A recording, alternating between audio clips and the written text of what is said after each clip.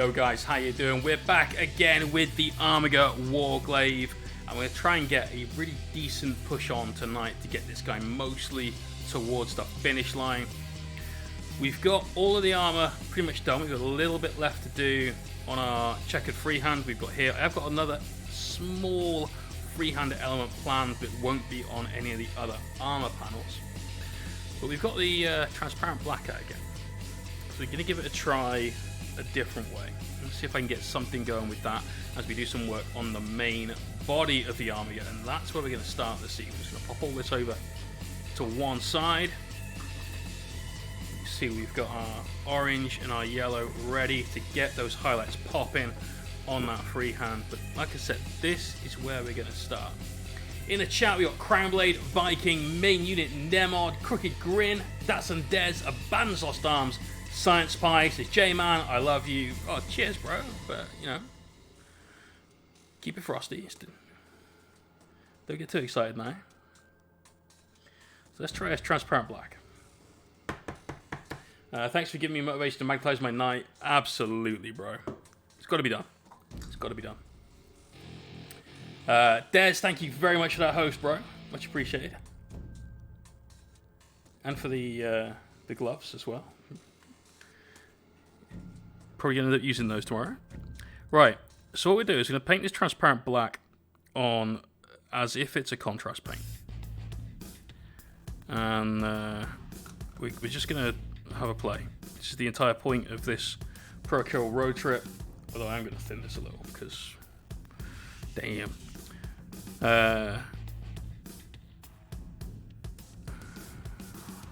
You nearly got a bonus piece of meeps there. But if we put this on and we decide it's absolutely crap, then we've got a solid coat of paint down to put black over and just work up some highlights. If we just end up with a super dark metal, which is kind of what I'm thinking we'll end up with, then that's also not a terrible place. We just want some differentiation between some of the elements on our Armiger. So let's, like I said, have a play. This is going to end up with about 1 trillion brushstrokes on it, I can imagine.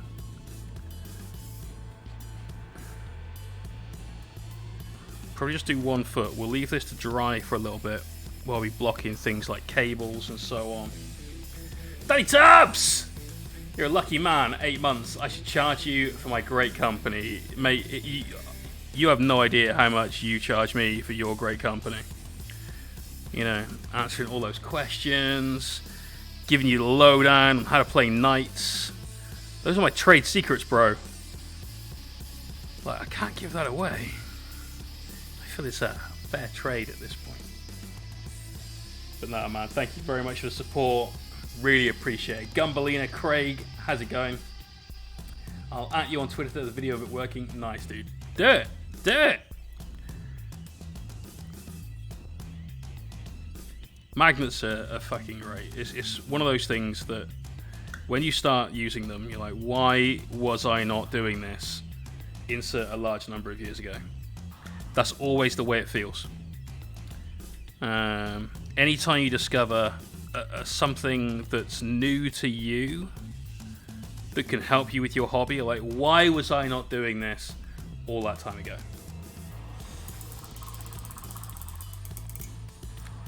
Gumballina, you can call it like Anonymous 37 or whatever we're at. There's no paternal instinct to kick in, so we can just wipe that one clean.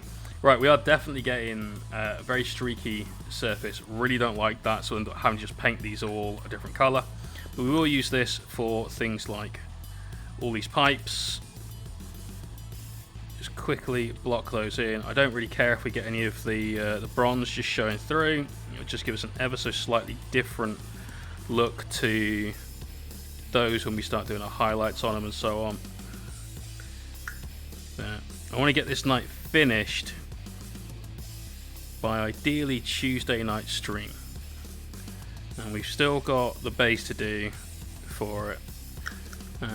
So that leaves us today, Saturday, Sunday, maybe Monday on a Hellstorm stream, and then Tuesday. So that's nearly a week's worth of additional time to get this bad boy done. Head to the chat palace for small board gang. There's a couple of them in here, man. I know that for a fact.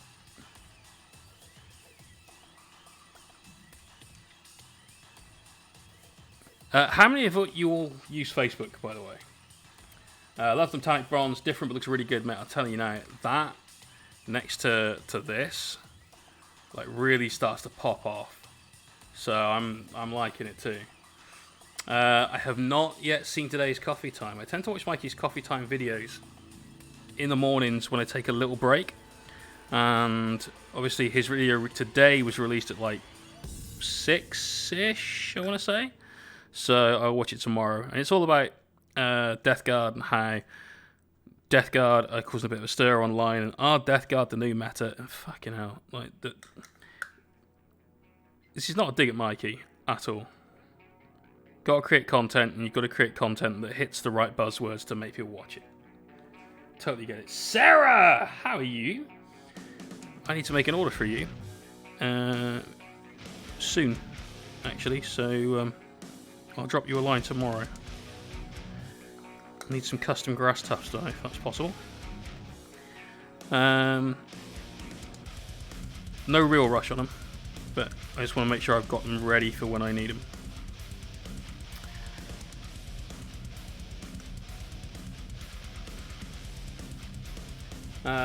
Can it wait? I'm stacked.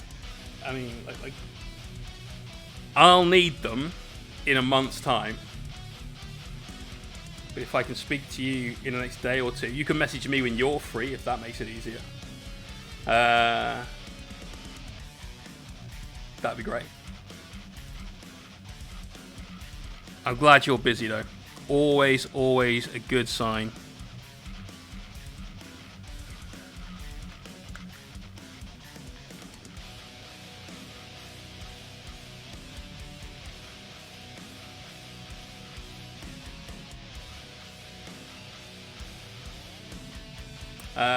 Somebody said they use Facebook.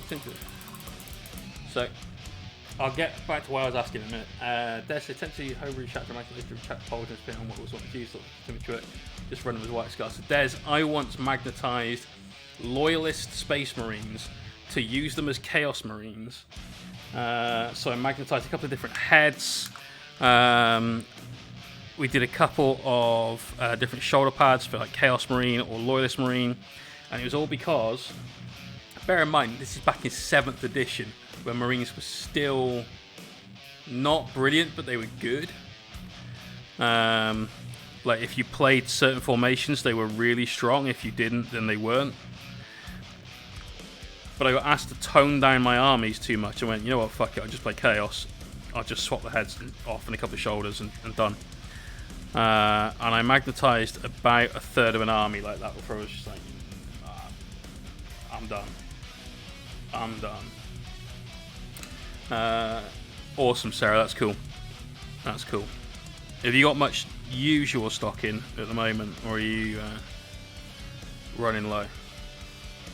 Right, that's all the pipes and shit done on there. Let's do these bits. I've got a really cool idea for the chainsword. I'm going to do red with a quick orange hazard on it. Just one stripe. It's going to look sick. You're building Morty at the moment. Nice, nice. So we need to talk about the meta thing that I was about to go on a rant about, but we'll get to that in a sec. Hellions are the answer to Mortarion. Yeah, for sure. No. No. No. No.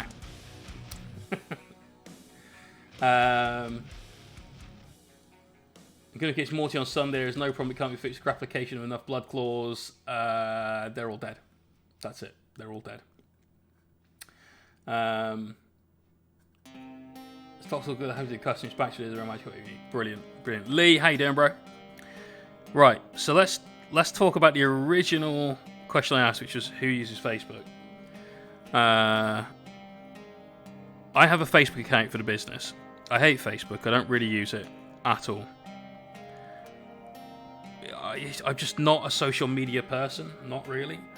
I'm not the right generation for it. So when I was a kid, it was very much a case of you picked up the phone and you rang somebody on a landline, using a landline, if you wanted to speak to them or ask them out or whatever, rather than stalk them on Facebook, get scared because you're a millennial, and then send them a quick message like, I like you.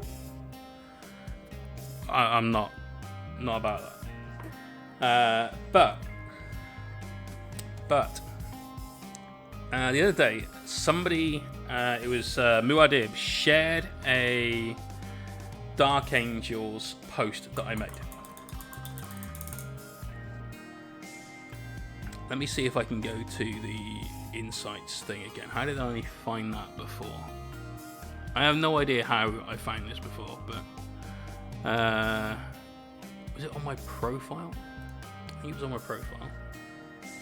Like my average Facebook post, insights, here you go. My average Facebook post reaches, when it loads, probably about 100 to 150 people. That's it. Here you go, here's the data. So here's the inside line on my Facebook, right? So the yellow is the reach, so how many people actually saw it. So 260 saw the Silent King, but he looked great, so that's a little bit more engagement. You can see that. Average engagement, very, very little. Yeah, so the average, like 150 to 160, maybe 250 if it's something big. Muad'Dib shared a picture of my Dark Angels commission, and it hit over 3,000 people and generated quite a lot of engagement. Certainly in comparison to everything else, that's mad. So, a plea from me: if you're someone that uses Facebook, either a lot or a little, and you are able to share work that I have done to other groups, that would be great. Alternatively, if you could let me know, over Discord would be great, where I should try posting my work. That would be good too, because I literally use Facebook as a business because people need a way to get in touch with me, and that's it. By all means, Polly, if that means post my work somewhere else and say, hey, this was done by Jay or whatever, it's all good. Go for it. But I'd rather not just get like random notifications of being tagged in random stuff. Pure Jam, thank you very much. I appreciate the help. So Gumballina, 10 points a model, your poison shooting wins on a 3, your combat wins on a 4, plus more wins on a charge, they hit him hard. Yes, they have to get there. And so this is the difficulty with like, oh, this unit counters this unit. Like, only if your opponent doesn't know about that. And Hellions are very fragile. We're using the blue-black on this at the moment. Toonie Spruce! Cheers for that host, bro. Just to give us a different colour to our feet. I didn't want to use black. I was hoping our transparent black would give us something, but it gave us nothing useful whatsoever. Give us a load of brush strokes. It's looking shit. And so the Hellions just die in that situation because they've got decent movement, but they can't advance and charge. I'd like to think that that's what they'll get in the Codex, and I'd like to see Hellions be absolutely shite when it comes to absorbing hits. They should die to a stiff breeze, but have output that triples their point value if they get into combat. You know, they can take out big hitting units. I'd really, really like them to have that role, like the absolute combat glass cannon, I think would be the way. You know, currently looking and watching Transformers with family. Nice. Love the Transformers films. Tell your Facebook page, Aero posted my space captain. Nice, dude. Thank you very much. Pond Maiden, cheers for the follow. Really appreciate that. Welcome to the stream. I'm assuming that's like the Lady in the Lake, but just on a smaller scale. So rather than like hoisting Excalibur out of the water, it's maybe a Swiss Army knife. That's the kind of feeling I'm getting from there. Red Grief Colt can advance and charge. Oh, I forgot about that. Yeah, but you don't give up a lot for that. Like, yeah, it's exactly that. The custom traits are what kind of give you a lot of that damage output. So yeah, Hellions are good. And I think they'll be better, but you need to protect them, and they're very, very, very fragile. So it's a tough one to pull off them as the counter to Morty. Them as part of a counter to Morty, I agree though. Anyway, let's go back to Death Guard. The Death Guard meta that everyone is fucking posting about right now. We're in a Death Guard meta. Firstly, no we're not. The book hasn't come out yet. So we're not. We're not in a meta at all. We are potentially, excuse me, moving towards a Death Guard meta, but we're currently not in one at all. So hold your fucking horses. Secondly, we're still not in a Death Guard meta because it's going to take somebody that doesn't have a Death Guard army about 2 months to get a decent Death Guard army together. Mostly because they will start and stop and give up on Morty 3 fucking times before they eventually get that shit done. He is not a fun model to paint. Even if all you're doing is base coats to get him on a tabletop.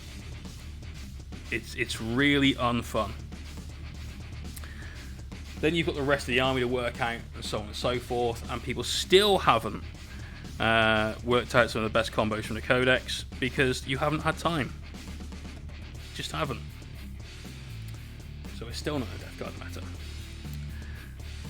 And then you're still not in a Death Guard meta because in the vast majority of the world, I'm aware there are some exceptions, there's no fucking tournaments going on. Which means you can't play any games. So we're not in any meta. We're in a fucking COVID meta. That's what meta we're in right now. We're in the greatest plague of them all, and it's not Nurgle's Rot. That's the meta we're in. And by the time we get to play games and go back to tournaments, we won't be in a Death Guard meta. We'll maybe be in a Dark Angels meta. We'll most likely be in a Drukhari meta, or whatever the book comes out after that. You know, we're not in a Death Guard meta. Christ, we'll be in a Grey Knight meta by the time we go back out, and no one's announced their book yet. Oh, it's just... Welcome to this meta. Ninth comes out. Welcome to the vehicle meta. I haven't seen that many vehicle spam armies. Mine is the only one that I've seen, apart from one Death Guard army that was vehicle spam. That's it. You know. We're in a hobby meta. Yes. That's another fine meta you've gotten us into. Well done, Sarah. You are amazing. I have missed you. Quite a lot. You've obviously been very busy. But I have missed you. Oh, how is your stream with Peckish? I keep meaning to ask.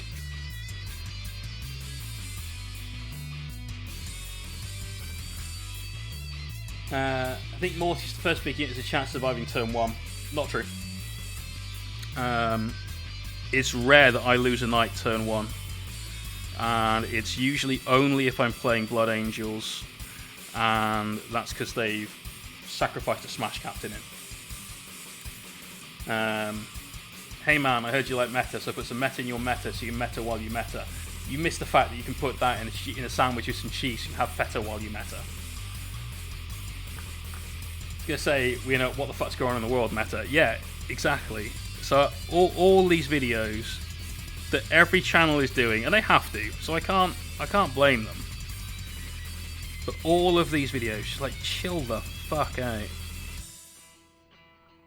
Everyone's pretending the world is ending, or that every army you face will be this one army. Space Marines are still criminally strong. Right? They just are. There's going to be so many different armies out there when we finally get to play that there's no chance of there being this like one meta. So people need to adapt to that. Super busy with life. Stream went awesome. Love doing a video stream. About the time we did it, my birthday in Feb. Let's have a party. We're going to have a party at the end of February, which is one of the reasons why I need these tufts. The end of February, it is the Necronathon 2. Judgment Day is here. And clearly, we need a weekend's worth of streaming to paint those. The majority of the Necron force is now being assembled. I had a very nice gentleman offer to assemble them for me. Timmy Spruce is here. Yes. Crazy Hanks, I can sell my shitty Death Guard as pro paint on eBay. You could if you want, man. Could if you want. Yeah, crazy good. They still don't have their supplement. Exactly. Snake, cheers, bro. So yeah, we're gonna have a party in February anyway, Sarah. But we should definitely do a joint stream. We could both paint on Mini. We'll get a selection of paints together that we both got, and we could do something like that. That'd be fun. What do you guys reckon? What's the chat think to that? Let's use Burnt Red from the base set now, which is quite a dark red from what I remember. It's pink. That's it. We use that on this.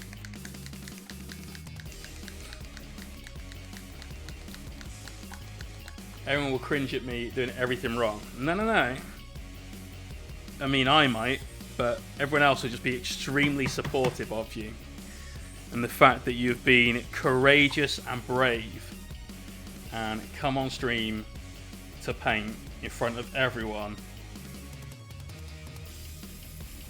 We got it. Oh, yes, I did see that. Yeah, why don't you just leave it in the box like I did? Like, the boxes are actually pretty useful. I can just drink and make stuff. I mean, I can do that too, actually. That sounds like a good night off rather than the stream. But, yeah, we could definitely sort something out for a stream. I'll talk to you about that tomorrow then.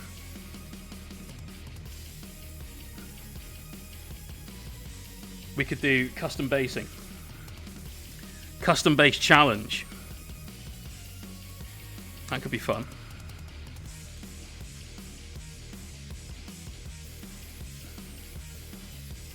See, I like doing stuff like this that's very like audience participation as well. So we get to do something fun.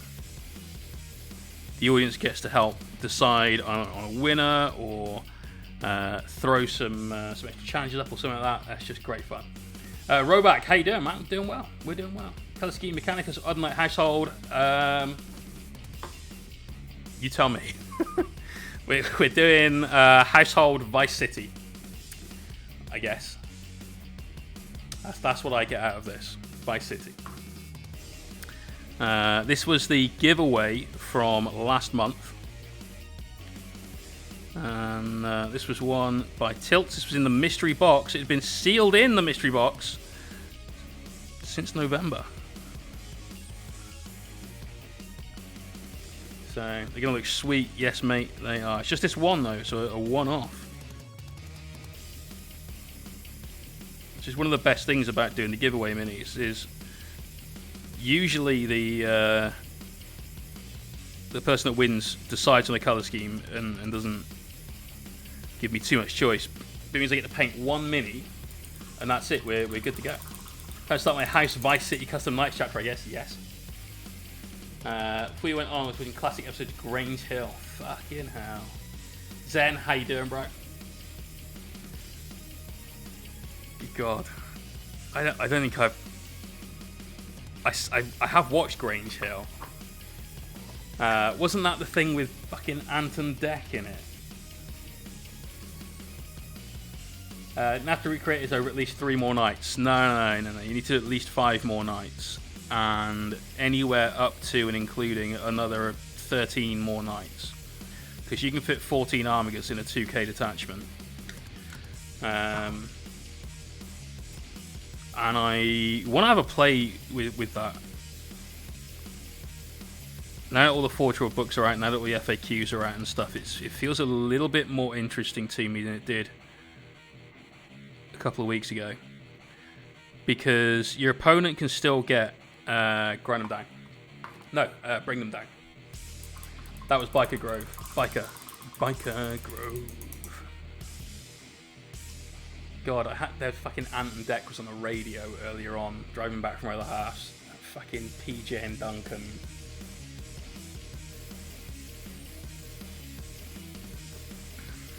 That was tragic. Remember how they tried to be rappers? No.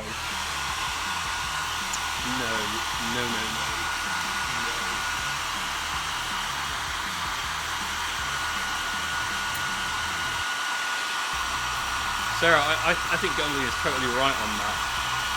Totally right on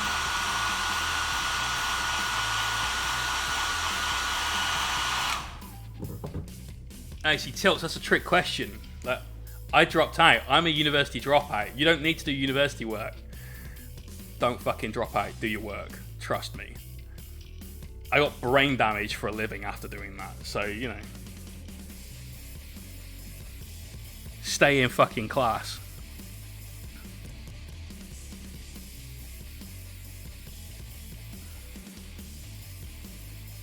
Besides which, you're doing software engineering of some description. You wouldn't have a decent enough job if you get through that. You're still at uni. You'll probably own a house before I do. So. Remember they claimed they were the first white rappers that made it, not Eminem. Oh my god, like.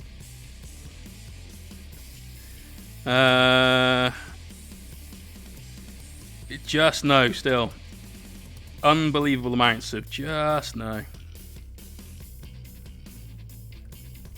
They're cringe now, let alone then. Like that was even worse.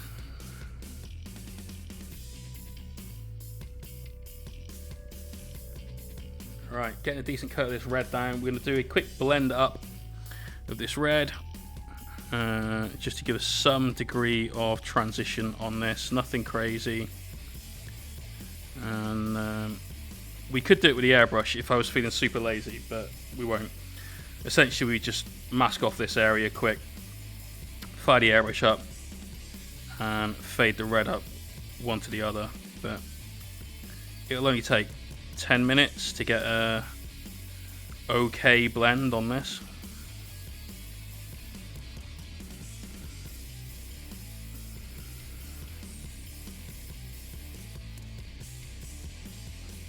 So we're going to use a bit of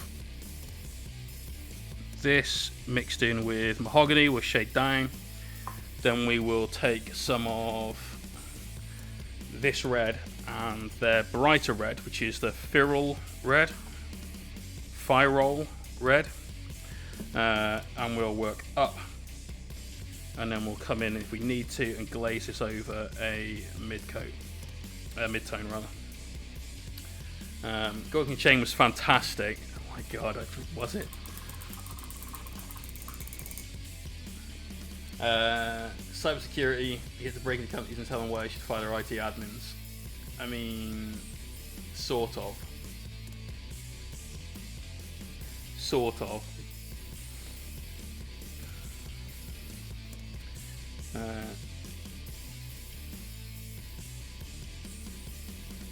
Ethan Deck had some personality compared to Jedward.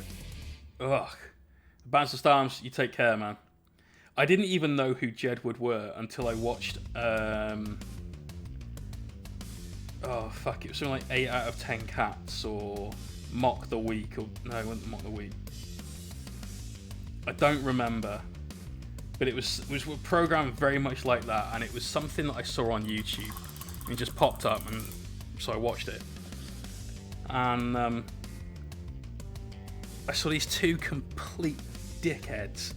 Like, that's the only way I could describe their appearance. And they were the sort of person, I'm sure, that if you asked them what county, like where they lived, was in, they'd probably say the country instead, and get confused between country and county.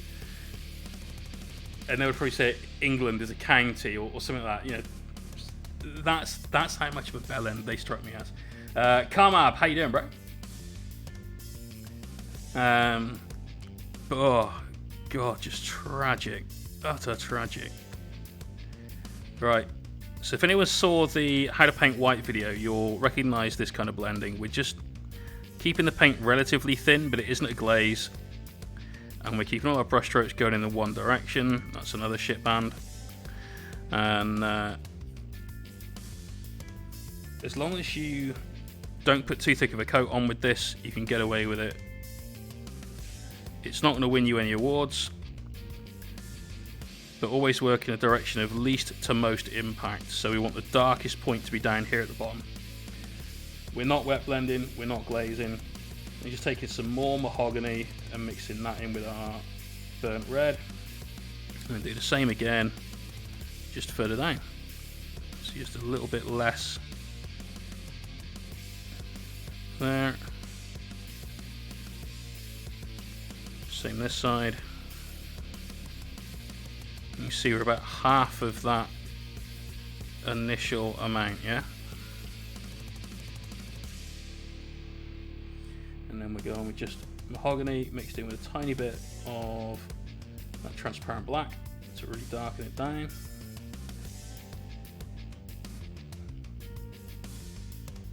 And then in again, just right towards the bottom. So I know we're being impatient and we're painting this on while the previous coat is still wet. This isn't really wet blending though. Alright, don't get this confused with that.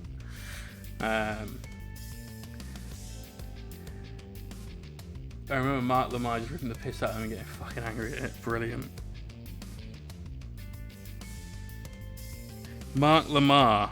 Jesus, that was the guy with the proper greaser style haircut, yeah?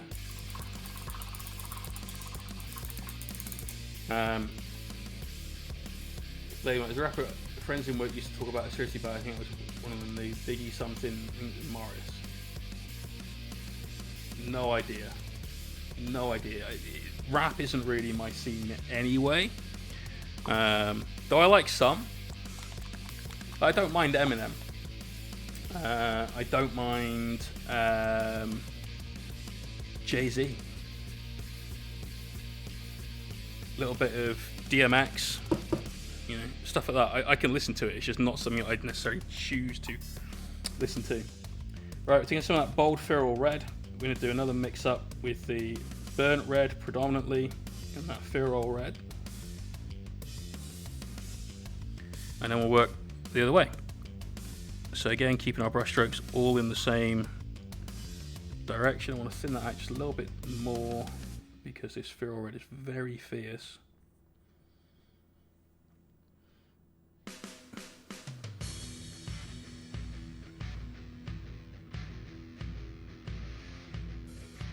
And going down almost to the point of that first shadow that we put on. Now if you didn't watch that how to paint white video, I've just today done the Patreon written guide for it. So if you're a Patreon member that's a weekly reader, especially point Patreon, then you'll be able to get your fix tomorrow for that. And this week our video release is over on Patreon, not YouTube. And this is a fun one. This is how to create very realistic looking chipped paint and weathering patterns. It's a really, really cool effect because it looks very, very natural. and there's reasons for it. I'm not going to tell you how it's done. Obviously, you have to watch the video when that is released tomorrow. But it's a good one. We've got a set of 6 of those robots that we're working on right now, which is the commission for Tom from Hellstorm Wargaming. So more Feral Red, touch more water, help keep this nice and thin. And we'll paint another coat all over that.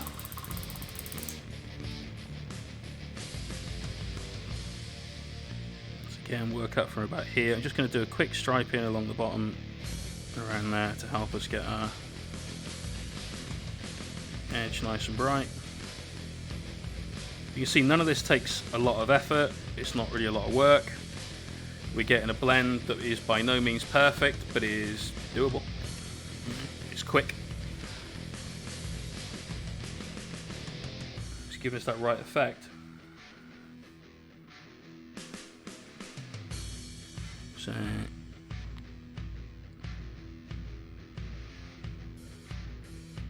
is this as smooth as putting an airbrush over it? No, God no. But I almost don't care how good of a painter you are. I don't think the best painter and blender in the world would get a fade on a miniature as good as you can get with an airbrush. And I don't just mean as good as I can get with an airbrush. I mean as good as anyone could get with an airbrush, themselves included. With enough practice, of course. Not someone that's just started out with the airbrush. But you can definitely do this yourselves at home. We've used a grand total of 3 colours and little dregs of some black that we had on the palette to create this effect. It's happened really quick while we've been explaining it, while we've been streaming it.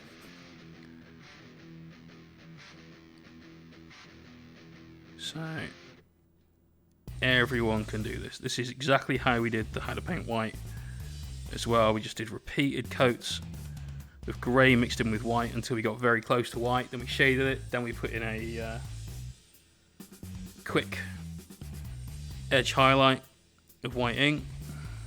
Job was a good one.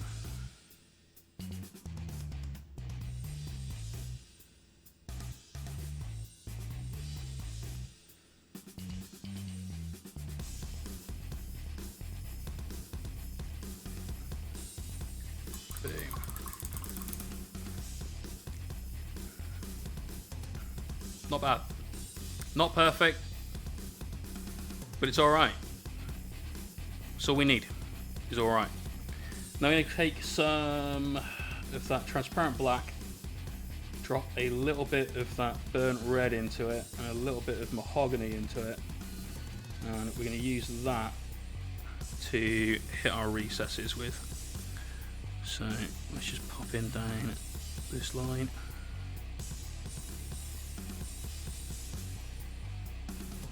Like so. Just getting around these little... I don't even know what these things are meant to be. I must have painted half a dozen night chainswords. And they're on them all the time. Fuck knows why. Hit the other side. And we will paint a hazard stripe on it. Just one stripe. And we'll blend the stripe up the same way as we've just done that.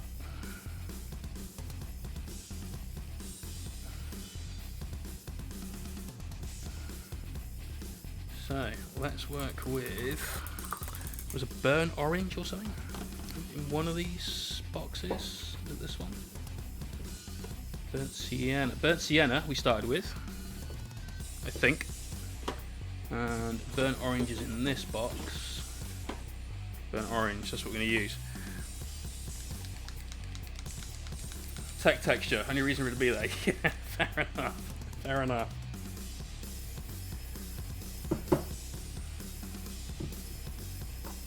Right. So this goes on that way round. I want the stripe to be going forward on it. So quick hazard stripe. we're not going to go too thick with it in terms of width. But this is laying down that burnt sienna. Look to get a nice straight line that's equidistant in width, or equal in width. 2 lines equidistant. There you go. Big Brom! Excellent, there you are. Have you seen your Twitch messages? What's the betting you have and you've gotten back to me and I haven't noticed yet?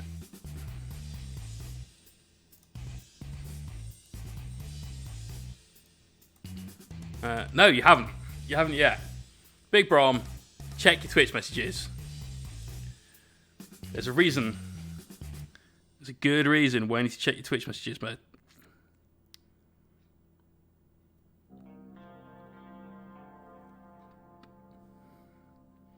It might be that on Tuesday, when you weren't around for a prize draw, that you won calm.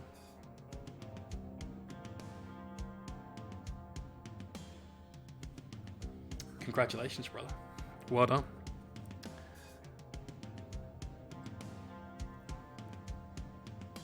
He's all yours, bro. So I need to know where he's being sent. Tilt, you definitely did not. You weren't drunk enough to have won anything. Right, now the same the other side, so we are about in line with the top of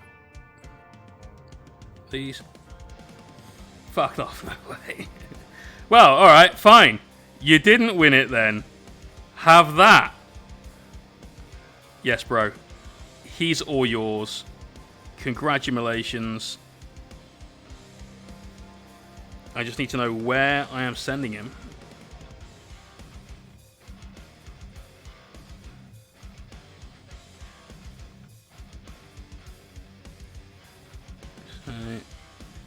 If you would like to pop me a message over on Discord, ideally. Twitch is very much anti people giving out their address info and stuff in Twitch chat. Understandably. Like, fully understandably. But if you could message me on Discord, that would be great. I can get your prize sent out in the next couple of days.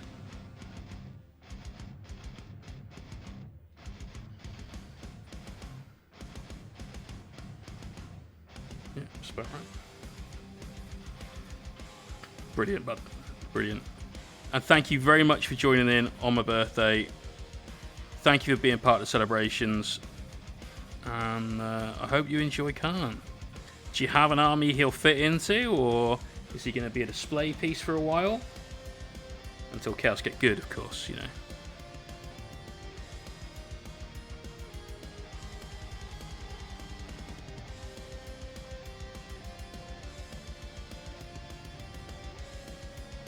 Right, quick hazard stroke laid down with some burnt sienna. The reason we've done it with that, rather than start off with the orange, is because that's an easier colour to cover over if we were to have made a mistake.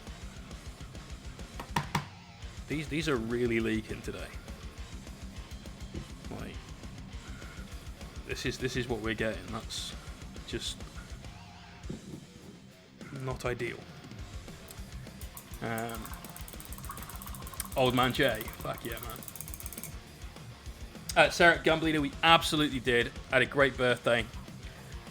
We painted Khan, who was one of my favourite minis that GW released in a while, in a very quick paint job. This was 8 hours worth of work, not the usual standard we put in to a character mini, but we even got a little bit of done by hand OSL while we were almost unable to see straight. I actually couldn't feel my fingers at that point. The beer had definitely got to me. The glowing eyes while drunk, you know, none of these things are hard. If I can do them slightly more than tipsy, you guys can do them sober, I'm sure. But yeah, lots of fun.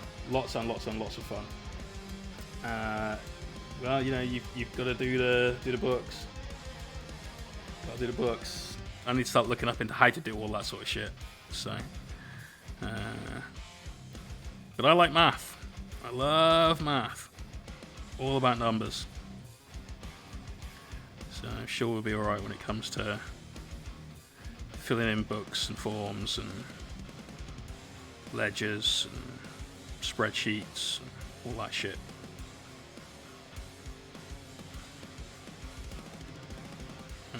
I quite like reading very boring rule books as well. We're good at that and exploiting the rules too. So. Right. You owe us this much. No, I used a strat. What? Yeah, in my command phase. That's it. I don't owe you shit. That's the way it works, yeah? I've got a 3 command point strat to not have to pay tax this year. If it doesn't work like that, then it's clearly FAQ'd, and that's bullshit. Yeah. Right, let's grab some actual orange, which is here. I haven't got a clue, mate. Steve is doing it for me. I'm learning it. My brain is melting. Fair. Fucking hell. Jesus, well, I nearly ended up with that everywhere. That actually exploded at me. Fuck me.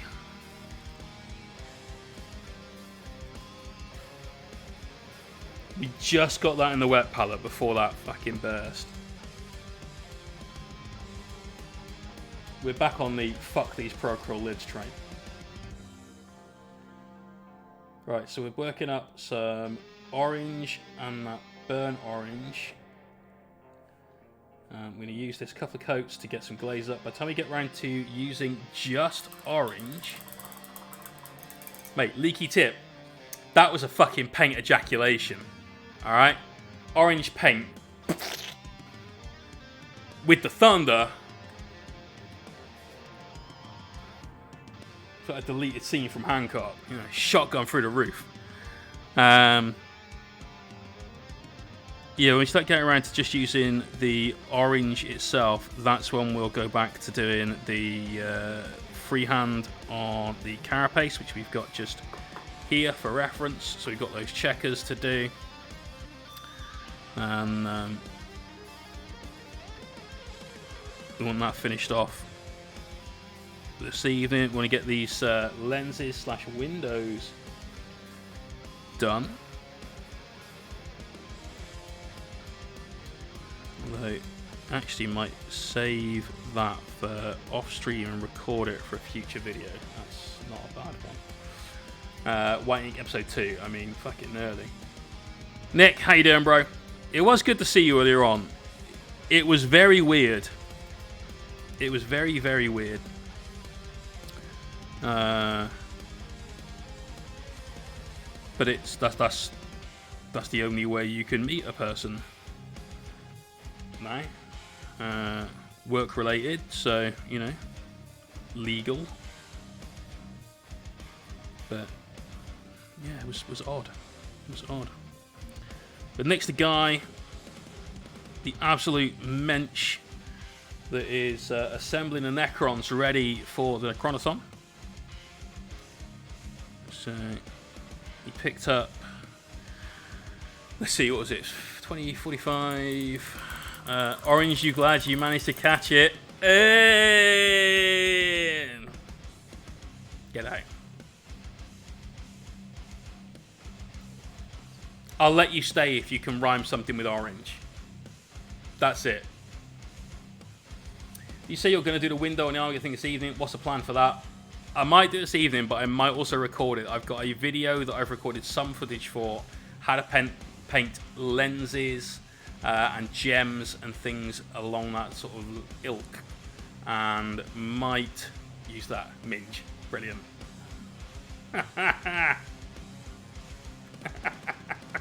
Well done, Sarah. This is why we've missed you. Exactly this is why we've missed you.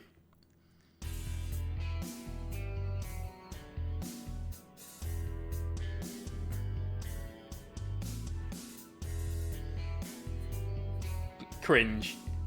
Orange. Yeah. Do it kind of same way as Shems. Basically, yeah. Fucking loads of the bastards the exact amount. Yes. Let's see. 45 infantry 6 destroyers, 3 score pack dudes. That's 45, 48, 49, 55, 58 with the spiders, 59 with the Catacomb Command Barge, 60, 61 with the 2 flyers. There's an Overlord in there, 62. Unless I said 62.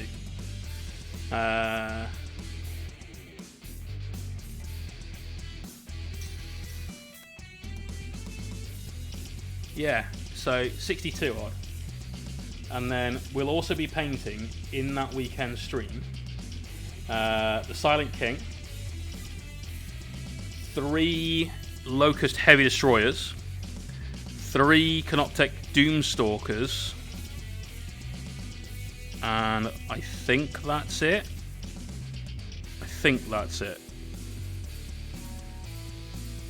But that's going to be a hell of a weekend. I think this is harder than the first Necronathon we did. Question about Pro Acryl. Someone whispered in my ear that the paint is kind of thin. How is it compared to... Oh, thin.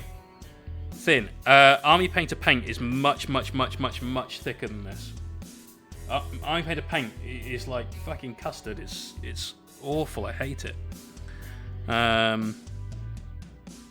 Their washes are amazing, but their paints are not my favourite thing. This is relatively thin, to be honest, dude. It's not... It's ever so slightly thinner than GW paints. Probably GW layer paint is probably the best example of an existing product I can give you that this matches. Think GW layer paint and you're kind of there. Now I want custard. I always want custard.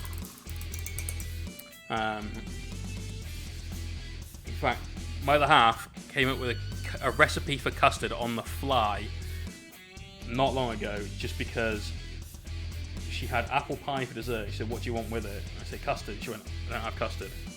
I'm like, "Oh, well, what have you got?" "Ice cream." "Well, don't fucking ask what I want with it, and you've only got one." She said, "I'll make custard." And she made custard. It was great. Absolutely great. Gave me Stuka? Yes, absolutely. A lot of people are putting those in their armies, in fact. That's becoming quite an on-meta choice. Because you don't suffer the move and fire penalty, because you're a bike, not infantry. You have 2 shots, because it's a multi-melter, and that's what happens now. So, yeah, it's a really good option that's becoming very prevalent. A little bit of that firstborn tech still being used. Don't fancy thin paints? That's fine. Like I said, along the lines of GW layer paint, so not super thin. They're not like using inks or anything. But it's nothing like something like Scale. Egg yolk, vanilla, sugar, yes, then usually cream. But she used corn flour and oat milk. And it was really good. Really tasty. Right, we're up to just orange now. Which is all over my fucking palette. So we'll do a little bit of work here. So we're coming up the sides for a nice crisper edge on this. And then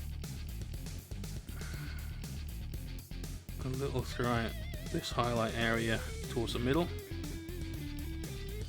Caribou Savage, thank you for the follow. Welcome. I'm working on 1,000 points of Ultramarines. That's not a bad shout for those attack bikes as well, because you can fall back and shoot at -1. So that's not bad. Look, Cakefisk, I'll show you. This is the consistency of paint, right? This orange that exploded everywhere. This is kind of what we've got. You know, you can see it's taking a while to flow back into that gap that my brush is leaving. So these are not thin paint. It's not, you know, dripping off my brush or anything, but they're just not thick. Nightmare, how you doing, man? Battle Chode, what up? Tilts, you definitely can't do that. That's not a thing. Outriders are great if you've got nothing else to put in your army instead.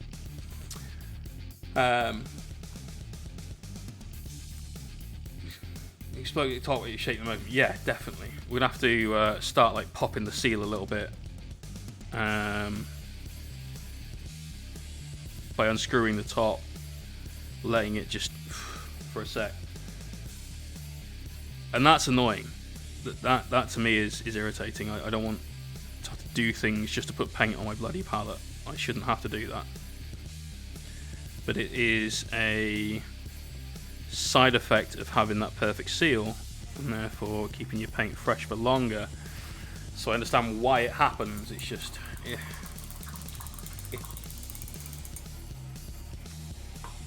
It's Firstborn Army. Nice, dude. Nice. I'm going to be working on some Death Watch after we've got our Necrons done. And I'm really looking forward to that, because I've wanted to do a Marine army.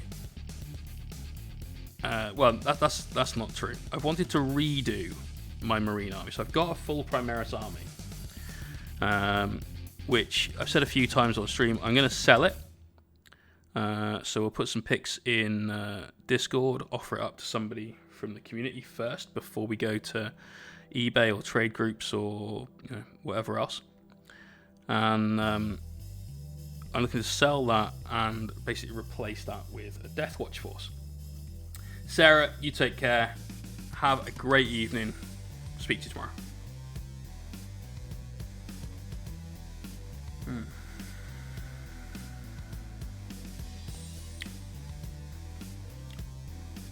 Got to get that homework done though. But yeah, so now we painted it in a Alpha Legion metallic scheme. It was done to learn how to airbrush with, and so they are very okay. They're very okay. They're not great, but they're very okay. And we're going to do Death Watch, specifically Primaris Death Watch. Going to try and avoid all of the non-Primaris stuff, and we're not going to play them as Death Watch. So we will paint them all as coming from one chapter, which will be a chapter of my own creation. It will be a dark but bright, like a powerful but dark blue, very vivid, just towards black. Crazy Yanked, take care, bro. I'm looking forward to seeing it. You gonna play 15 bikes? I don't know. I doubt it, because, like I was just saying, I'm gonna play them as regular Space Marines that are a inquisitorial force. So have them like bound by the High Lords of Terror to a inquisitorial ordo, and off they go as normal Marines.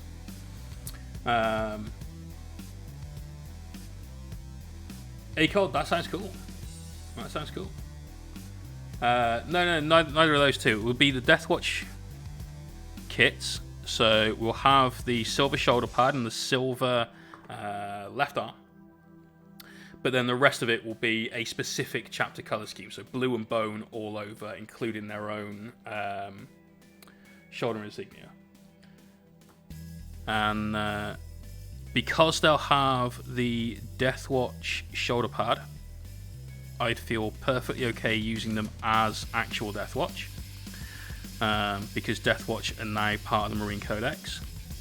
And then also we'd have the ability to just be played as regular Marines, because we're not Death Watch color schemes, so it would make it very simple for someone to avoid that mental connection with, oh, you must be playing Death Watch then. That's the plan. But that's after we've done the Necrons, and we've got another couple of thousand points of Crons to paint. Also, this is very exciting. Looks like on Saturday we're finally going to get some more information about Cryptex and Flayed Ones, which I've known for a while will be in a Kill Team box. But seeing as we're going to be painting a Marine army, I don't really mind, but I haven't even shook that, and it's blowing out the fucking top. I opened the yellow paint to get a little bit of a, lack of seal, and boom, have all the yellow paint all over your face and desk. Brilliant. Love Deathwatch bolt guns, look really cool with the ammo box on the sides. Yes, they do.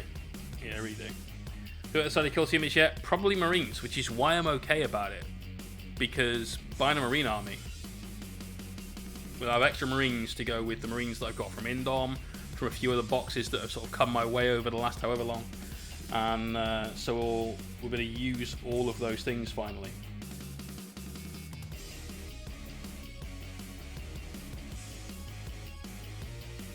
Right, mixing up a little bit of bright orange now by using some of that yellow.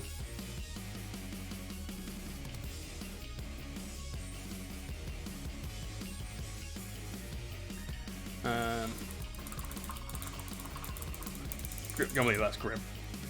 More instances of any kind would be fine by me too. Yeah, I'm thinking this is where the Gravis heavy intercessors are coming in.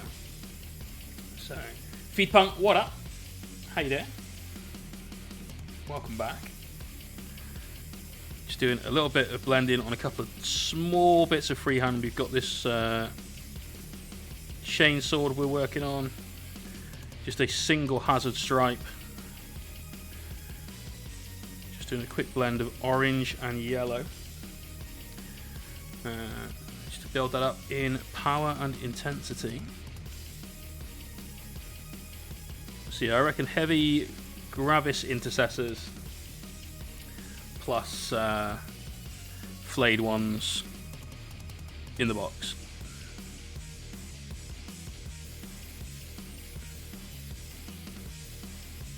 That's my guess. How you doing? I'm doing really well.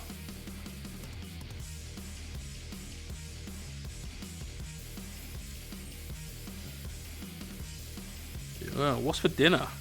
I had chicken with broccoli, courgette, peppers, a little bit of cheese, and some buffalo wing sauce. 40k should have low-vis markings for things that aren't hazards.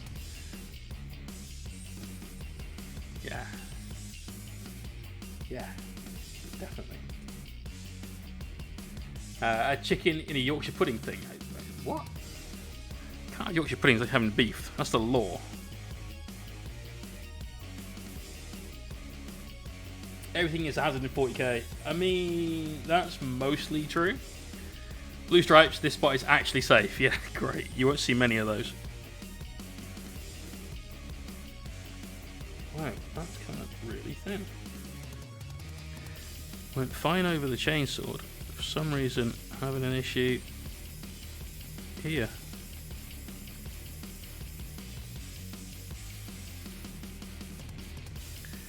Just add in some more yellow, because that's doing me no favours right now.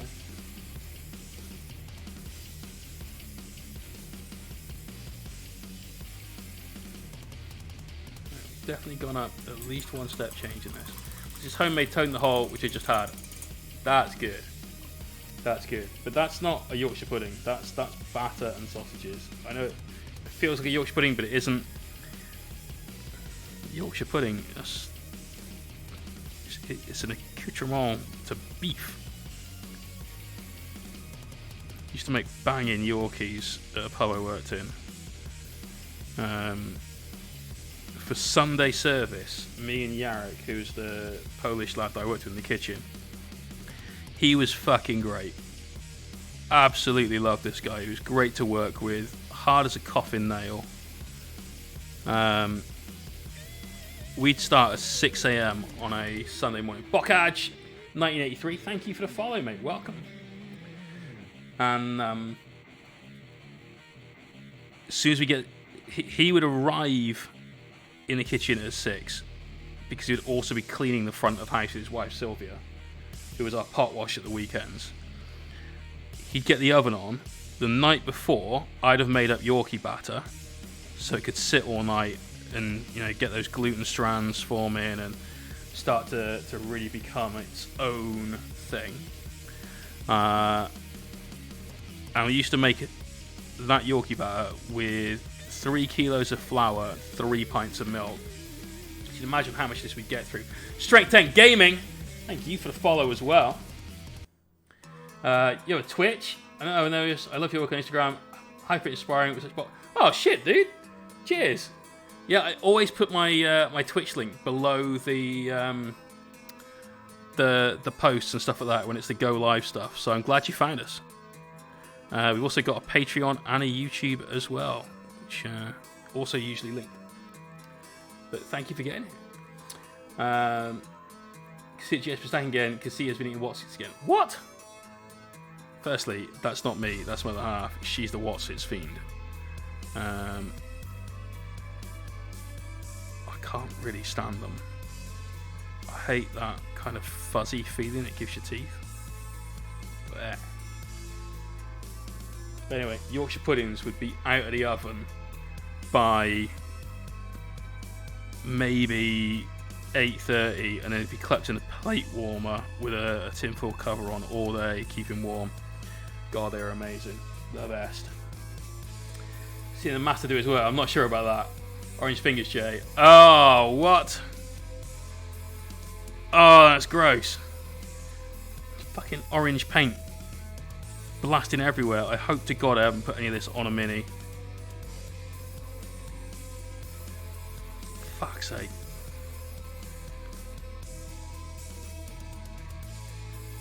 Yeah, Strength 10 Gaming, welcome. I'm glad you found us. Cheeto fingers. Fuck off.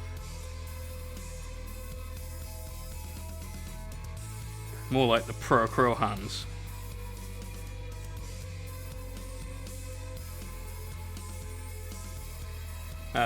Time to redo Khan. No, Khan was out of the splash zone. So was the majority of your Armiga by the looks of it. Alright, let's just get another quick highlight on some areas of this border we've put in as well.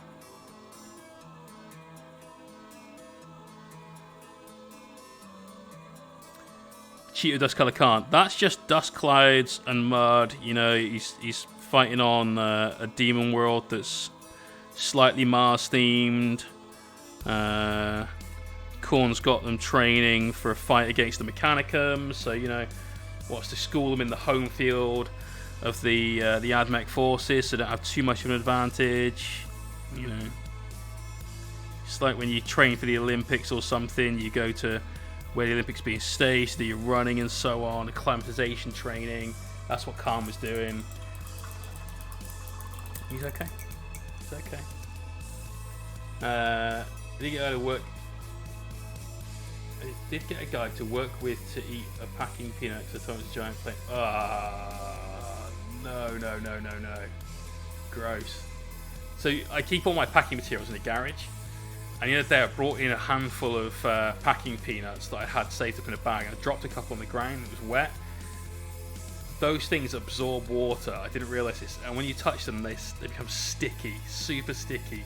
They're horrible. Don't get those wet. Blech, no. Not good at all. Right. Another couple of highlights. This time we'll start bringing up some shape on these little doodads as well.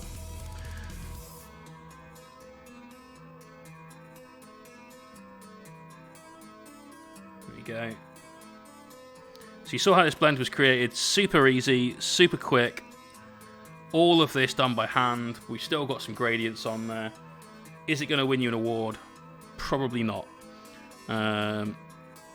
Is it going to be just about effective enough to get the job done? Yep, absolutely. So for a quick job, just remember you can get those blends in very simply, layered. You don't need to wet blend. You don't need to do anything crazy, anything difficult. Just paint less and less each time and work your brush strokes all in the same direction, from the lowest amount of impact on the model to the highest amount of impact on the model. So we want the brightness to go this way, from darkest to brightest. We're working down. with every brush stroke to get that to happen. If you ever see me at GT on my nights list, Jay, at least you're going to spot the good one and know it's the one you painted. Very true. To clean up the rubbish bins that work at night surrounded by pigeons. Sometimes dickheads don't tie up the bags. Maybe it's everywhere. My trains are covered in... Oh, mate. Yeah, that's gross. Like, I can't believe how mank they get with just a little bit of water added. It's weird. Totally didn't expect that. But just touching them, that awful sticky feeling. Right, this is not nice. Right, last highlight on this and the other bits of freehand that we've got there, and then we will put all of the panels on the knight. That's what we're going to do. We're going to put all the panels on the knight.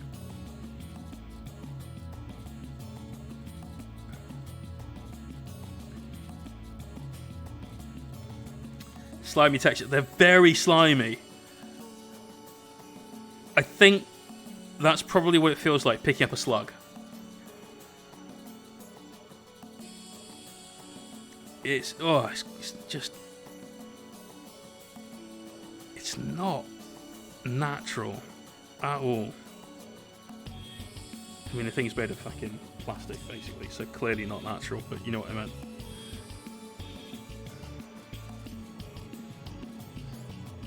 If Slimer from the Ghostbusters picked his nose and wiped a booger on you, that's exactly how it would feel. Alright, last little highlight I'm going to do, the top corner closest to the middle of all these boxes. Ever trodden the slug barefoot? No, fortunately. Tilts lives in... well, he goes to uni at Cheltenham. In fact, he goes to the same uni that I used to go to many, many years ago. Obviously by accident. I mean, you say that. There was enough of a delay between your previous message and that one. Slanesh Donkey. Username is giving you away here, bro. This making me feel accident is not the word. Not the word.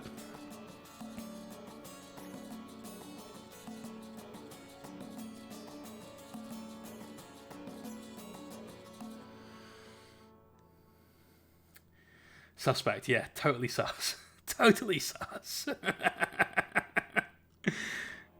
You're not getting that one past the chat, I'm afraid, dude. You've been reported. You're at the airlock. You're done.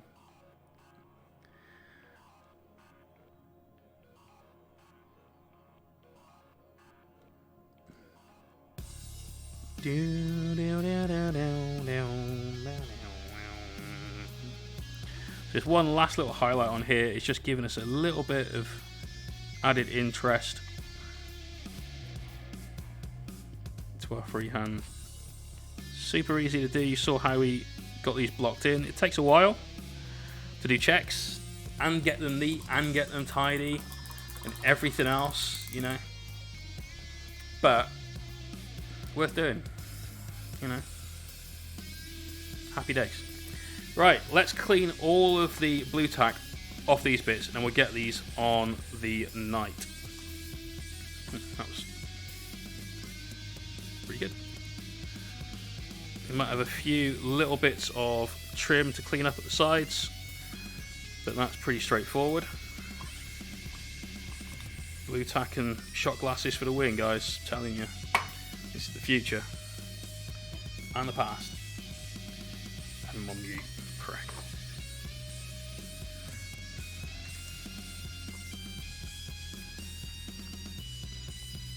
X-Adventure, so much to the party. That fade through blue probably sweet. Was it airbrush? It was airbrush. This is us trying out the Pro Acryl paints. We expanded our base set because I do actually like the paint. Right now I'm unbelievably fucked off with the dropper bottles because they're just spooging paint everywhere. And I have absolutely no interest in that anymore whatsoever. But the paint itself is great stuff. It's very matte, unless you put it through an airbrush where the flow improver gives it a little bit of a satin finish, which I quite like.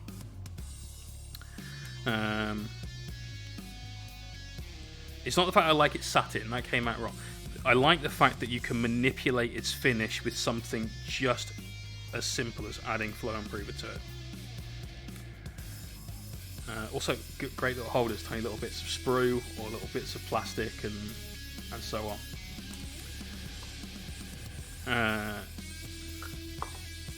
Tilts, that's gross. That's the second time I've seen that word in this chat tonight. Let's not.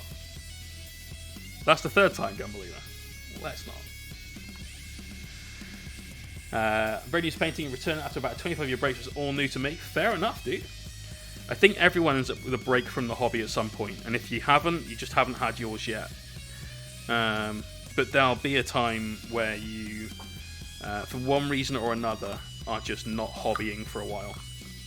And when you come back to it, there's been so much change every time. Like, think about how quickly 40k has progressed in only the last year and a half. Let alone the last 3 years. We've had 2 edition changes. Well, I quit 4 years. Last 4 years, 2 edition changes. There's been so much going on. It's madness. Utter madness.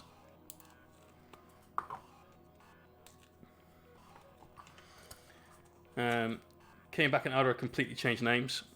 Yeah. Yeah, I know, right? When I came back this time round, Admech had been created, Skitari had been created, Harlequins had a codex, rather than just some models in the Eldar book. I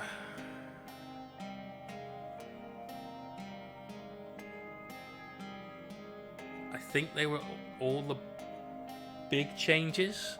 Like, obviously, there's loads of new minis and stuff like that, and different rules.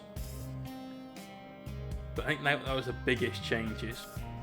My Amazing Pony, how you doing, bro? Good to see you. Right, we'll put that on last. Let's get some super glue. Get going on with these. So the first ones we want to do are the foot ones, because these can be a bit of a pain to locate on. They've just got this one little peg and they sit like so. We're going to have to do a lot of the inside of those, so let's do that first then. You see a bit too much of that. Let's grab some Acryl black, coal black, and this time we'll try and avoid the paint spooge. So we'll open here,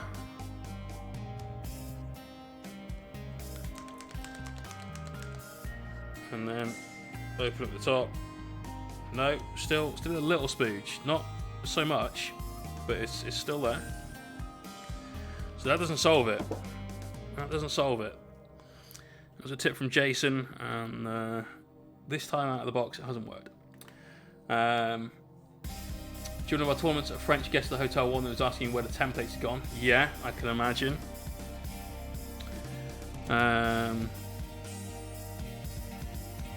Templates were still in the game when I came back. They came out of the game in 8th, and I came back towards the middle of 7th, we'll say.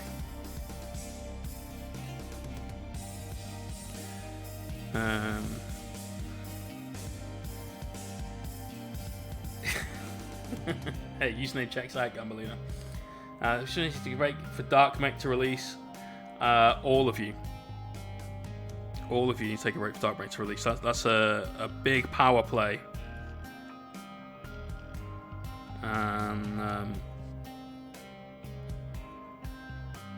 I think it's one of those things that will eventually be released, much like the Plastic Thunderhawk, but completely unlike squats that are never coming back, and just get used to it. Necromunda's all you're going to get, fanboys. Should be fine. Yep. And so should they. Hey Jay, just got home. How's it going? Going well, dude. Going well. Hey, Necrons did exist in 2nd edition. They just didn't have a codex. I remember getting the White Dwarf with them on when I was in secondary school in year 7. So that puts it to 94, maybe 93, depending on when it came out in the school year. So, Mummies, pretty awesome, dude. Let me know how you get on with them. When do I roll scatter dice? Never. Not anymore. That's it. No scatter. Scatter is a thing of the past. Right, so these lock on up here. They're looking pretty good. That's a nice colour combo we've got. So, little super glue on this, which locates on the hip joint.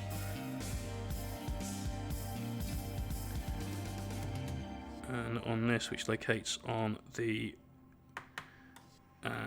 ridged section of the knee. This knee. Has 2 knees. Is a backwards knee still a knee? Scrivo! How you doing, bro? Oh, fuck. I meant to watch your stream today. Oh, bollocks. I completely forgot. I'm so sorry, mate. Everyone, if we can get a shout out for Scrivo, please. He's been streaming in the afternoons on Twitch where he does digital art. He's done some Nurgle streams and some Drukhari stream. Is Drukhari? I'm pretty sure. This week, there's Monday to Friday. I want to say it's 2 p.m. till 4 p.m. I think I'm right. If actually backwards knees, I use the ankles. Okay, so does that mean he's got 2 ankles on each leg, not in total, before some pedant looking at you speaks up?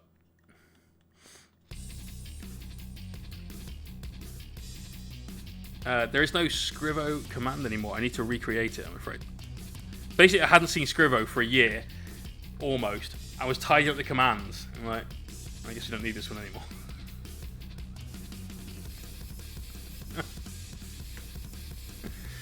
Is it worth looking into White Dwarf? Like, is there stuff that will only be released in their issues? Yeah, some of it, but they tell you what it is, and so you can just buy those issues. Like, you get some rules that are released in White Dwarf. It's normally for chapters and Inquisitors, Ynnari, that kind of thing, you know. First one, not great, but okay. Can't read that. Promenade Stout. Well, I'm not saying this is what I'm drinking on stream because Twitch wouldn't like it very much, but this is the can that belongs to some chocolate and cherry stout, which has been barrel aged and is relatively strong. But that's not necessarily what I'm drinking at the moment. This is a glass of something.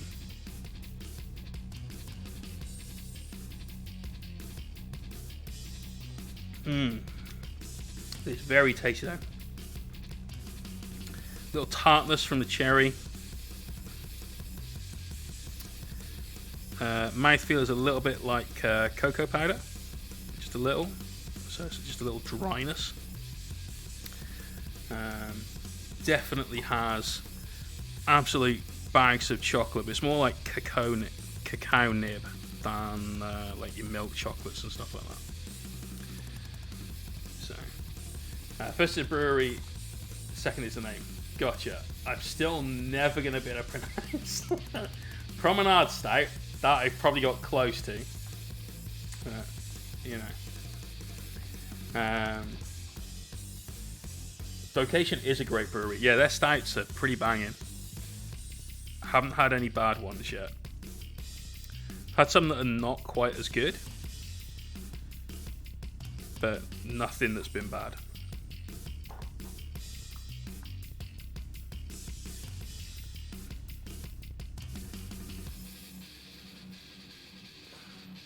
Right. This bit for the waste.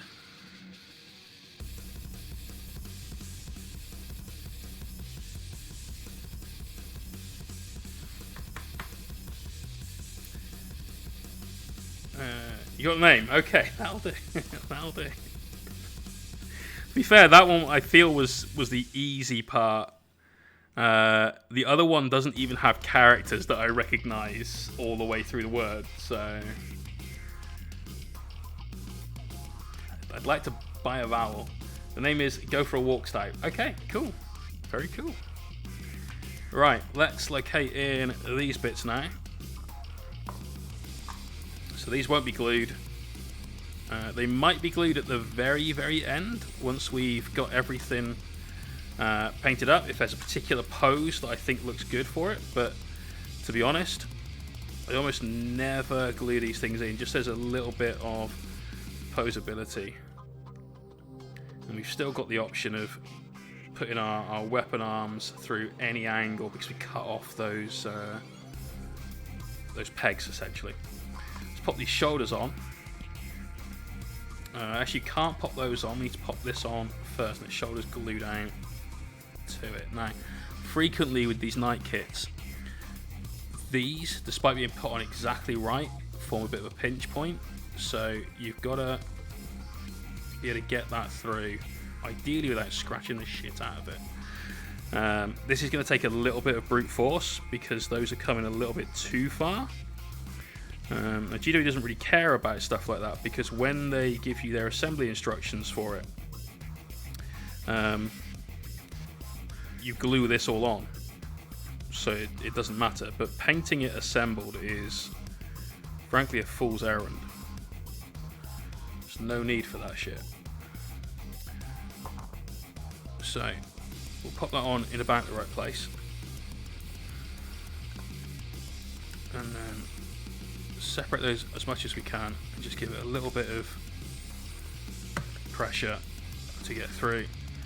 You see we've managed to hide any scratch marks both on the insides of this and of course on our carapace armor.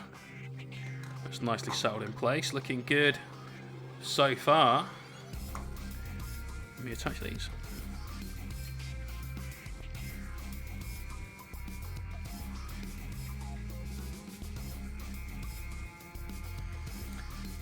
Magnets? No, I didn't bother with magnets for this one. Though all of my own Helverins are magnetized. Mostly for transport rather than anything else. But as this is a one-off and it's a giveaway, we didn't do magnets for it. That's the sort of thing I tend to reserve for commissions and so on. I can confirm I had a second hand Castellan with all the panels and plates attached. Ugh. Just no. There is no need for that. The very, very first thing I airbrushed ever was a Knight Paladin, so the old kit before the Warden kit came out. But there was a Knight Paladin, and I planned to strip it and repaint it, so it was fine to work on that as practice and potentially ruin it. There he is. That's looking pretty spiffy. Pretty spiffy. I like it. I like it a lot. So we've got a few bits to do on here. Obviously got this feet to tidy up. I might leave this brass, I think, rather than black. I like that look to it. But we've got a fair few elements left on there. It is 10:30. Brookie! What up, bro? How you doing? What can we do? We've got a few silver elements I want to put on here, so let's base coat that, get some washes on that and these feet, and then work up a few quick highlights on stuff. Melter gun needs a little bit of love, as well as, of course, this melter gun. So we've got these two to do in tandem. The sword, I think, is pretty much done, apart from some highlights on the brass and the trim around here as well. So got those chain bits to do. This commission, no, this is the mystery box that was on offer in November, ready to be painted in December, that wasn't taken and got picked by Tilts on the giveaway stream on New Year's Eve. So it's a very random colour scheme, but as you can see, it's a very exciting one.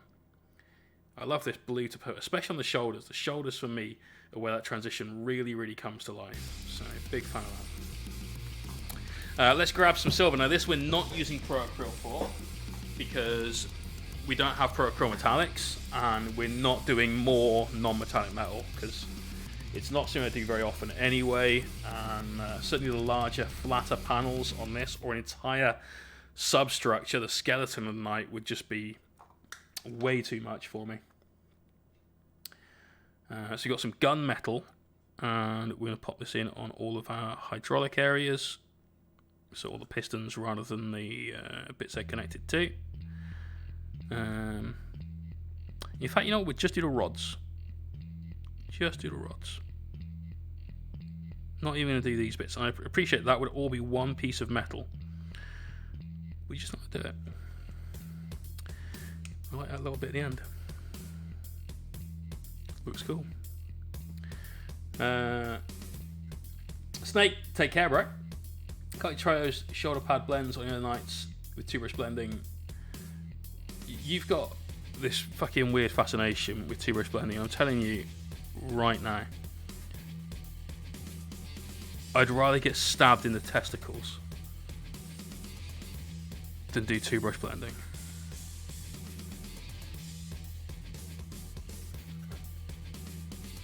It's not fun. You're not going to enjoy it. It's not a skill that's worth developing. Just work on wet blending. I know that some people prefer to use like loaded tip and stuff like that, but meh. And to be honest, you don't even need to use wet blending techniques because you can still get decent fades without. Nothing wrong with that. It's not the smoothest thing ever, but you can get a really nice brand with a brush, but it's like just about 50 thin layers, bringing the bead in the middle. It will take a long time. It can be done.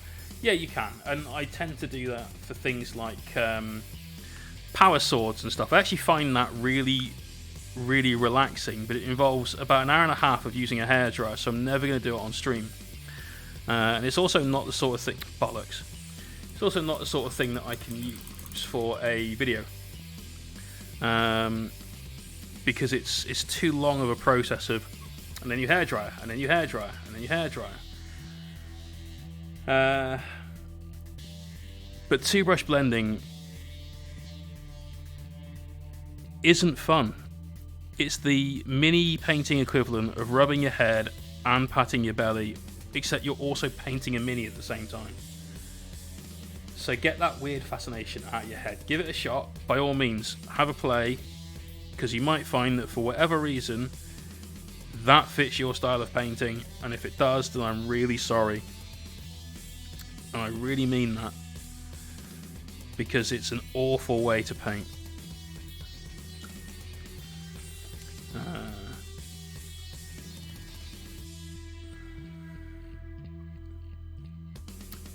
Watch a long video about how two brush blend seem more different using one brush. It is. It is. You have to be. You basically have to juggle your paintbrush. You've got two brushes, right? That's obviously the whole point of it. Two brush blending. You have one brush that's a clean brush and one brush that's a paintbrush. Your clean brush you only use to apply water to the miniature to blend one colour into another, basically. And it's just not fun at all. Like, with wet blending, you put a coat of paint on, and then you take another paint and you mix that into it, and you normally go like top down for the first one and bottom up with the next one, alright? That's it. For two brush blending, you took wet paint, wash your brush, next colour, wet paint, clean brush with just water on it, and then you merge those two, and then you wash that, and you wash the other one, and you do the next light coat of paint, wash it, dark coat, that on, clean brush to merge the two, and it's just, what the fuck are you doing?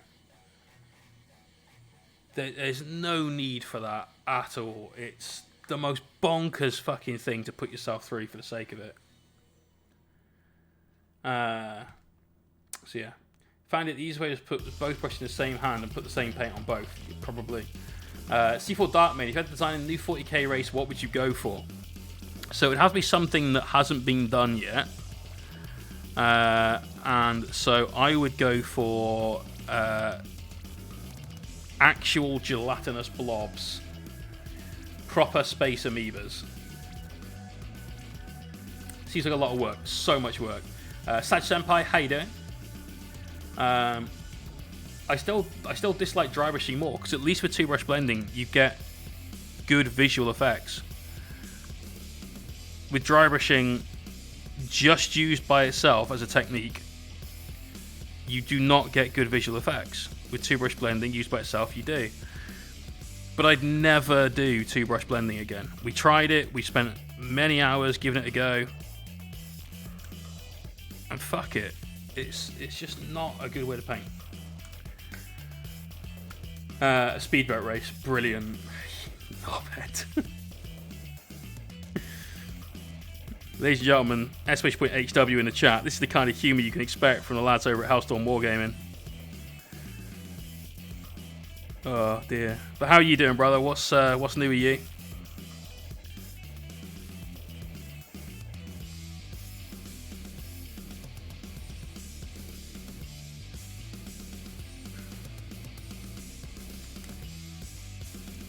Alright.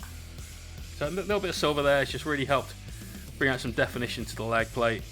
We'll put on a few bits like this area as well. Will be silver. We'll leave that middle section dark brass, and then we'll come in with some washes just to darken some of these down, hit some recesses. We've still got highlights on the chassis to do, the skeleton. All that can be done at once.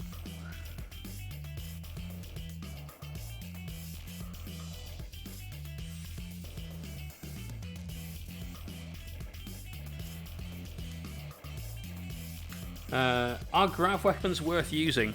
Ooh. I think there's one that is, actually. And I think grav weapons are going to come in a little bit more often now. There is a grav weapon you can get on a knight from the Moirax Knights, that if your target has a 3+ armor save, it becomes damage 4. And I think the regular grav weapons stay damage 2. Is that right? Pretty sure they do. So the grav one that goes on a knight, the Moirax one, is actually really good because that threatens Death Guard. It threatens Centurions back when they were the meta. The Admech robots and stuff, it works quite well against all these sorts of things. Change the damage 3 in the new book. Okay, so the new Forge World book, damage 3. Right. But that's still good, because flat 3 is great. This is why I like Helverins so much. But that's got your Gravis dudes down, so anything that's an aggressor, gone. Your heavy intercessors, gone. All of these things you're killing really, really easily with that, and I think that's absolutely one of the best ways to go about it. However, you don't get that many shots with it. I think it's 4. So by the time you've rolled to hit, you're probably going to hit 3. By the time you've rolled to wound, that's 2. It's -4, so they'll go through, but you're not getting a humongous amount of output for it. So those grav, yes. Space Marine grav, where they used to have the gravitic amplification strat, that's either been removed or is not as good anymore. I can't remember which, but I remember hearing a few people complain about it, and I was over the moon because fuck that grav shit. That wasn't quite so good anymore.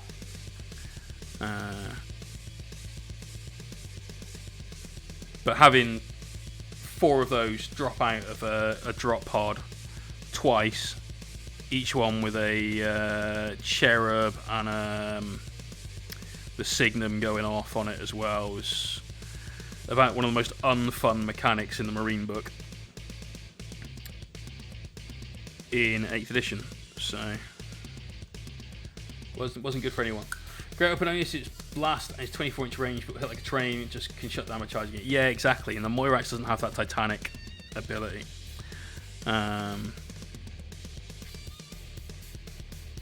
Yeah, I'm looking into getting some of the Moirites Knights now. Now that the points have changed, now that all the books are out, now that the secondaries have changed a little bit, and especially now that the primary has changed a little bit, the multiple Armiger swarm armies looking a little bit more interesting. I still think you need to have at least one, if not really 3, big knights in your army. Because they bring so much threat to the table. The only problem with them is it is an eggs in one basket thing. And if you go somewhere with shit terrain, you are losing out. Lasslocks I've never really liked. Yeah, they're not my favourite. One that I do like is the Volkite Vegulaire and the Claw. Because you get 6-inch heroic intervenes with those. I really like that. I really like that. The Lasslocks, you get the whole Tesla thing going on. I never like fishing for certain numbers on dice to get the most out of my weapon. I appreciate I run 3 Crusaders, that's 3 thermal cannons that each fires D6 shots. As a result, we're always looking for those high numbers on one dice. But because I won't run a Preceptor because they're shit, I'm not sold on the Lasslocks. I know a lot of people went mad for them. I'd rather take a Helverin than the Lasslocks. Helverins are, in my honest opinion, the second best unit in the Knight Codex. And people keep telling me that they're no good. There's a reason I've got that trophy. You know, Helverins are a big part of that reason. They're fucking great. Flat 3 damage, dependable shots. You can max out to 12 shots against units 6 or more. They don't have blast, so you can shoot the fuck out of something in combat with them. They've got strats to reroll against fly if you feel you need to. What if the Preceptor drops to 300 points if you take it then? No, because the unit itself is flawed. Because I prefer Helverins over Warglaives because of their damage output. Yeah, right, I didn't even get to go to the LV and I still got the trophy from it. Oh god, I wish I'd gone last year. I so wish I'd gone, but couldn't afford it. Never mind. It's the LV Open, LV Nopen next weekend, so that'll be fun to watch. Get to see some of the action at least. But yeah, with the Preceptor,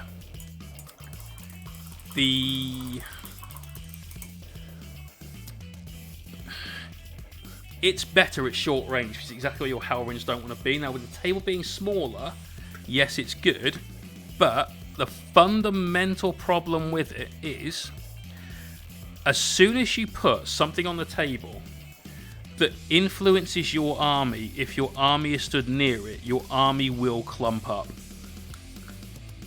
That's just it. It has to. Because you've made a significant investment in this thing that gives you a buff that's a force multiplier for the rest of your army. As a result, you subconsciously find yourself crowding around this one thing in a game where expanding across the board and taking points is what you need to do to win. So I really don't like it. I really don't like it. The Helverin is amazing. You only get the heavy stubber or the melter, not... Yeah, there you go, you corrected it. Did you get first in Nights and did the last spring trophy back for you? Yes, I did, mate. So we won last year's ITC best Knights player in the world. That's that little trophy. It's this little white dot just here. And we're on target to win it this year. Not that that really means anything. I feel kind of meh about winning it this year. However, it's still, out of the 4 months worth of tournaments we got to play out of 12, I did really, really well with Knights. Currently ranked 51 in the world, all told. And all I've played is Imperial Knights at competitive events. We've had a podium at GT, we've had podiums at RTTs, so we've had a good year with them. It's just, you know, everyone's had a shit year. Comrade Sun, what up, bro? What up? But Halverin is the second best unit in the Codex to the Crusader, and that's on my list is 3 of each. Also, the changes to bring it down are great, but the changes to while we stand, we fight. This is one that a lot of people haven't cottoned on to yet. While we stand, we fight changed, so you have to kill an entire unit to get the points for it, if it's one of the most expensive units on the table. So for armies that are playing the Armiga spam, this is a really, really good secondary for you. So as long as the most expensive unit in your army is, say, 3 Halverins, a total of 475 points, he says. Yeah. 465. I know that wasn't right. 465 points, which means you can just about squeeze in, depending on your loadout for it, things like a Warden that wouldn't be one of the most expensive units in your army. And then all you've got to do is hide one of those Halverins when you start running out of 3 out of that unit. So you could probably max while we stand every single match. The only issue with it is 3 Warglaives is 420-ish. Let's see, 1, 2, 3, 90, 4, 5, yeah, 420 with melter guns, because you'd want to put melter guns on them. And you can, I think, just get a gallon under that. So you're either stuck to having all baby knights for that, or taking a gallon, which is one of the worst knights in the book. For regular competitive play, it's not good at all. It's not good at all. But that's one of the biggest changes that affect knights in the FAQ, if you're running that particular list. Now, what this means for my army is not a lot. It means I could run, if I wanted to, all 3 Halverins that I take in one unit, but there's still not enough points to outpoint a Crusader. So I'd still have my 3 Crusaders as my 3 bring it down choices.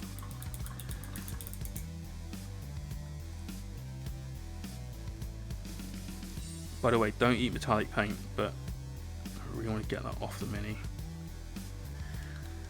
Okay, so we've got some washes to do on these and these. We've got some hearts to do on the feet. It is 10 to 11. We've got plenty of time to get that done this evening. We've got some more metallics to do on these bits, though. Let's get those done as well. I include Pro Kill tastes better than scale paints. Sure. So listening to talk, haven't actually played a game yet, trying to learn from you guys. Okay, dude. Well, if you've got any questions, like, just ask. And there's no such thing as a stupid question. I'm a very experienced player.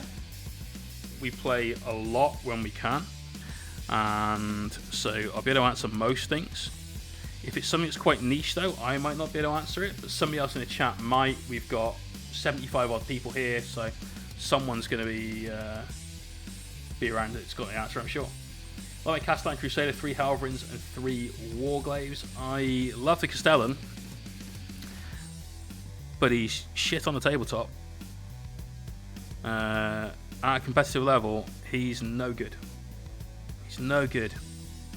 Because you can never rotate on him, because you end up having to take Cold Eradication to make it actually worth having him in your army. And so as soon as you rotate, you spend 3 command points, your opponent fucks off all his firepower and something else. So you just have to live with that. Jason, thank you very much, bro. Much appreciated. Have you ever dabbled into Horus Heresy? I've been looking at getting back into it. No. Don't get me wrong, I love a lot of the miniatures for it. However, I don't want to play 7th edition rules again. I didn't mind it. I wasn't one of the people that was solidly against 7th ed. I really wasn't. I thought 7th was an okay game. It's not as good as 8th was, and 9th I think is much better than 8th because it addressed some of the issues that we're having with 8th. If they turned around and said we're making Horus Heresy for 9th edition, I still wouldn't do it, but only because I'd then be playing essentially 2 different rule sets that were kind of the same, but not quite the same because units do different things. And that's the reason I won't play Sigmar, is because I know at some point when I'm at a competitive event, my brain will do the wrong thing because of the fact that I don't have that rule set in front of me at the moment. So no. Fluff is amazing. Game is kind of dull, personally. I mean, it's Marines on Marines, which is the same as 9th and most of 8th. My Amazing Pony stats can be deceptive. It could be. It could be. So yeah, there's a lot of great things about the Horus Heresy game. Some of the minis are fantastic. The biggest downside for me, though, like I said, is the rules thing. Other than that, it's you need to remortgage your house to get a Horus Heresy army. That's a lot of Forge World.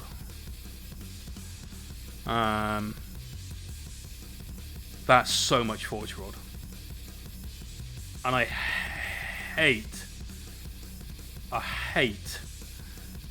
Forge World resin. I don't like painting resin very much at all. Some of the 3D printed stuff I've painted hasn't been bad, actually, to be fair. And some of the really high-end cast stuff hasn't been bad. But yeah, it's not as easy to paint as plastic. Plastic is very smooth. Resin that's been hand cast usually isn't. Resin that's been 3D printed is usually close to being smooth. But I'm not so into doing the whole Forge World thing. Hey, Timmy Sprees, welcome back. The film was good. Mum made me laugh as soon as the credits. She blurted out, "Who the hell is Unicron?" Brilliant. Brilliant. Was that the most recent one with Marky Mark? Because that is the one that ends with the like the big spiky things coming out of the planet, right? I bought a 500-point Horus Heresy Death Guard army for $500. Jesus Christ! Were they just shifting stolen goods? Love that you still call him Marky Mark. He's always going to be Marky Mark.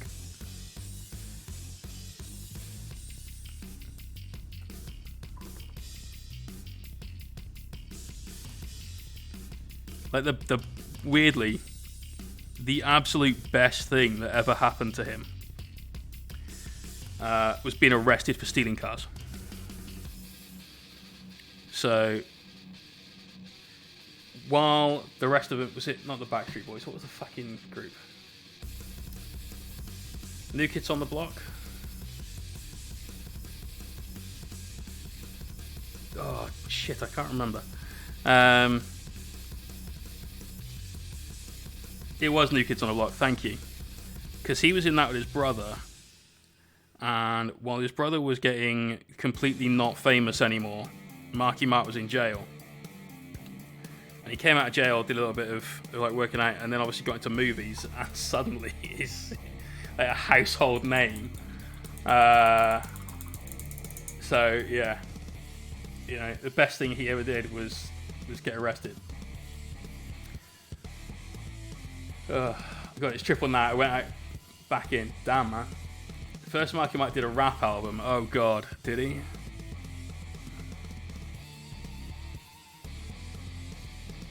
Oh no, that's tragic by itself. Calvin Klein Underwear. Oh yeah. I forgot about that. To be fair, that was never really my area of interest. What were you painting? We're currently just doing some metallics on this Knight Warglaive, so the Armiger. We've done a little bit of work on his sword tonight with a single hazard stripe on the blade, just quickly brush blended up. This is the rest of him. Looking very cool in his purple and blue. Looking very 80s. Very, very 80s. So, yeah. I'm liking him. Tilts have changed my mind. You can't have it. It's mine. It's in the small print of the giveaway. I like my model too much, so get stuffed claws. And that's the point we've reached. So you can do one. If it's a stream, will I be as good as you? How long are you going to watch it for? I'll let you know. No, if you sign up to my Patreon, you might. I'm joking. Like, that's bullshit. Everything just takes time, brother. That's it. Blood, sweat, and years is it. McThief. McThief. Thank you for the follow. I can teach anyone how to paint my way. In fact, I have several students that we do private tuition with through Patreon that are all learning how to paint my way. And almost all of them are getting it, in fact. We're doing Assault Intercessors with everyone. In fact, actually, sorry, just while I remember, too many sprues. Good old Timmy. Your lesson is tomorrow, and I can't find my notes from our last lesson. I think 'cause it was a while back. Could you just PM me and tell me what it was that we were working on and how far we got? Because I've got your mini here, but I'm not sure which one is yours. So really, really sorry about that, dude. But I will remake my notes. I think I wrote over them after meaning to save a copy on my Google Drive. So I just need a recap, unfortunately. Did Timmy's present turn up today?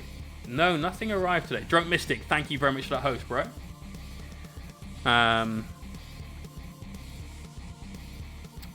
But yeah, we do teach people how to paint like me. Have a Patreon. We have very limited slots for students and people taking the masterclass lessons as well, where we do a little bit more of an advanced painting lesson.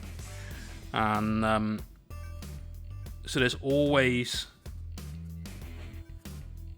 a possibility of things like that, but they're currently all film. Try to listen, yeah, man. Okay. As a guitar player myself, I was shocked. He's an excellent player. Wait, who? Seagal. That's not surprising.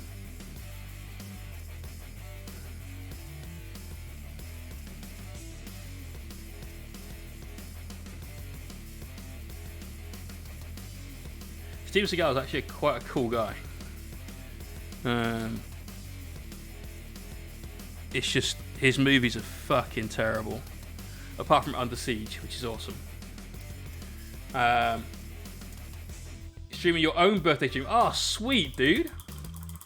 You know, I don't think I follow you. What were you streaming? Everyone, let's give the Drunken Mystic a follow. I was right, I don't follow you.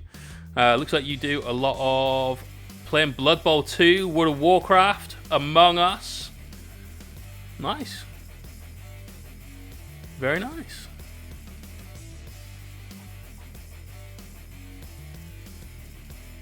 see you've got slow fuse on your auto host. But you're chilling out over here. I like it.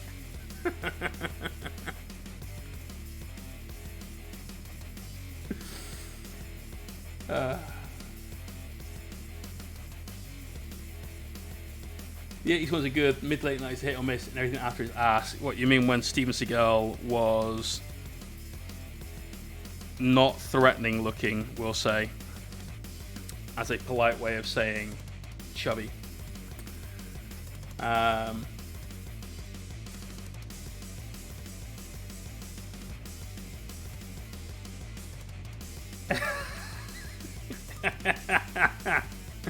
Fish, that's I like how he's also best friends with both Cake and Putin. Brilliant. Right, let's get a couple of these cables. We won't do the tanks because we'll do a few other elements on this instead. And I want to keep a lot of that darker brass, bronze, whatever you want to call it, colour. So we'll just get a few points of interest on this instead.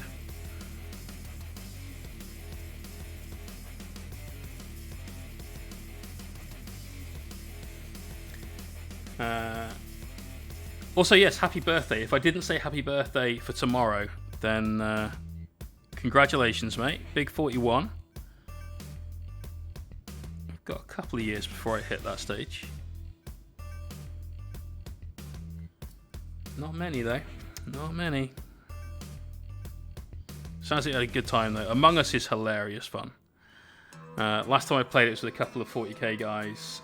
Tom Layton, Alex Harrison, a couple of the guys from Hellstorm crew. And it was fucking ace. Quipster from DZTV. Yeah, just so much fun. So much fun. We need to do a community version, like community night of it. I'm still trying to work out when I can do it. The only issue I have is I am always working. Like I literally, if I'm not working, then I'm seeing my girlfriend. That's it. But I'd love to do a few more community events. I say a few more. I'd love to do any, in fact. So perhaps we look at things like my calendar for lessons.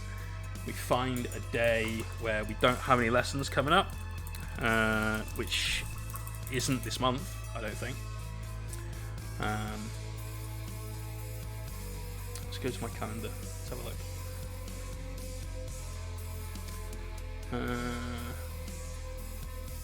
No, we're booked all the way through. So essentially Monday and Friday are my nights off around the times I've got lessons. So we get a little chill here and there, but that's it. To sit in mod tonight with a proximity chat. Wait, how does that work? Oops.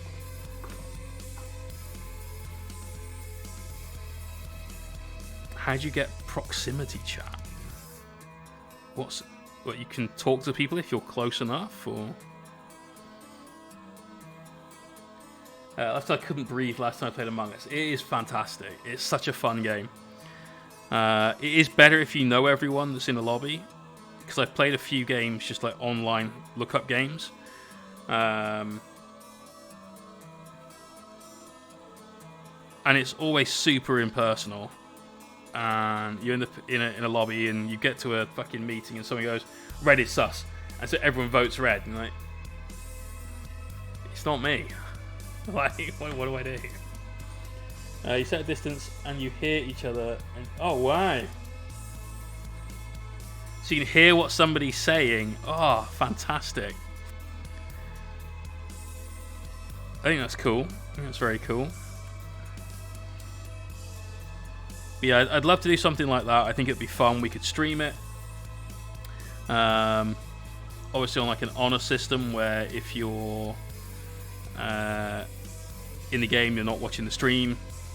I really want to do some Dark Tide when that gets released. I think that would be fucking awesome. Just awesome.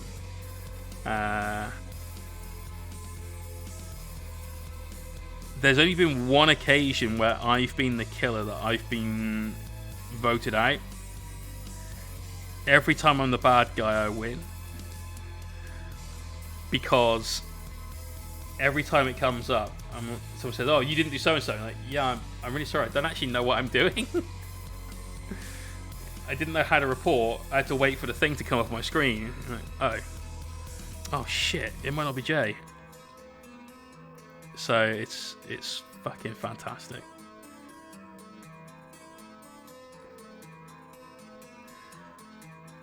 Yeah, really want to do some Dark Tide. Don't want to be a red shirt in a space game. Absolutely not.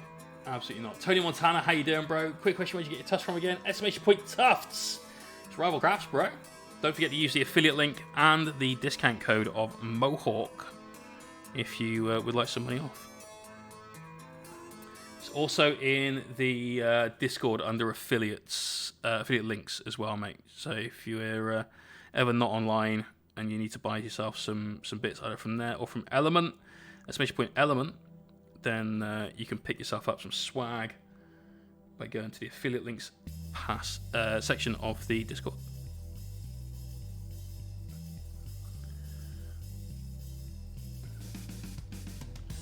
Right, we've got the chain bits to do outside that, and then we will be going into the whip.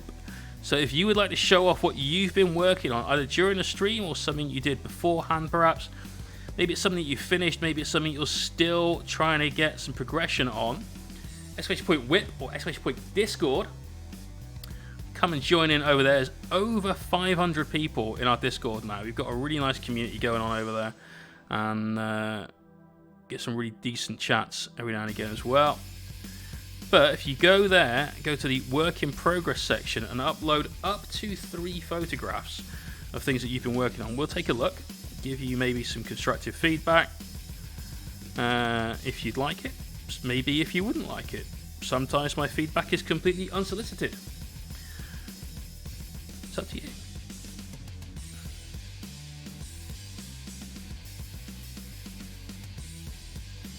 I hate painting stuff like this, like these little teeth.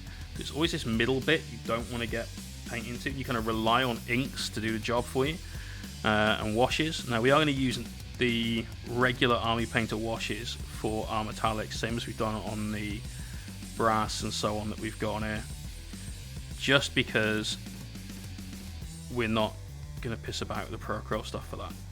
We did that on the Minotaur, worked fine, but for this, different. Play a funny version called Hide and Seek. You said one imposter and have to say they're an imposter from the start. Lights are off permanently. The imposter must wait 30 seconds and hunt the crewmates. But as soon as you chat, you can hear them hide and try and run. Oh my god, that's awesome. That's fucking awesome. Love it. Tony, good luck with those Slaves of Darkness, mate. I'd love to see them when they're finished off.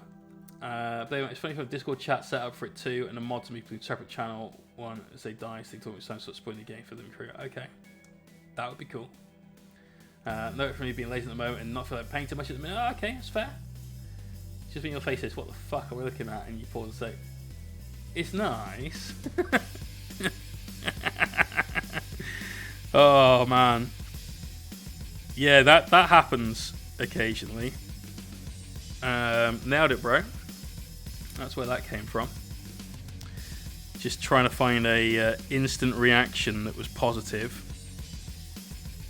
that wouldn't give away the okay, what unholy abomination is this kind of effect that might otherwise happen. I remember I was watching another streamer years ago doing their own whip, and at the time there had been this sort of fashion of oil dipping miniatures, and I think it looks super shit. I can't stand it at all. It's just, It looks terrible. I don't like color shift paints, and this is one step past that in terms of how shit it looks. Basically, what you do is you get a bucket of water, you put some oil on the top, then you put paint on top of the oil, and you dip the Mini past the surface and bring it up or something. I can't remember exactly how it was done, but it was something involving a lot of pissing about with stuff like that. And you end up with these like weird oil stained patterns on your Minis. It looks shit. It looks super shit. But anyway, they'd done it to a Rhino. It was a Chaos Rhino. It was black with these swirls of like lurid green and pink and blue, and it came up on screen, and I remember looking at it thinking, that's fucking awful. That's fucking awful. And the guy that submitted it to the work in progress was like, yo dude, so where can I go with this? And the streamer, and it was Kenny from Next Level, looked at it and just went, I mean, you can strip it and paint it properly. and that's the answer. It's not the answer the guy was looking for, but that's the fucking answer. Like, look, this is gonna look like Space Age no matter what the fuck you do to it. Start again, bro. That's where you're at.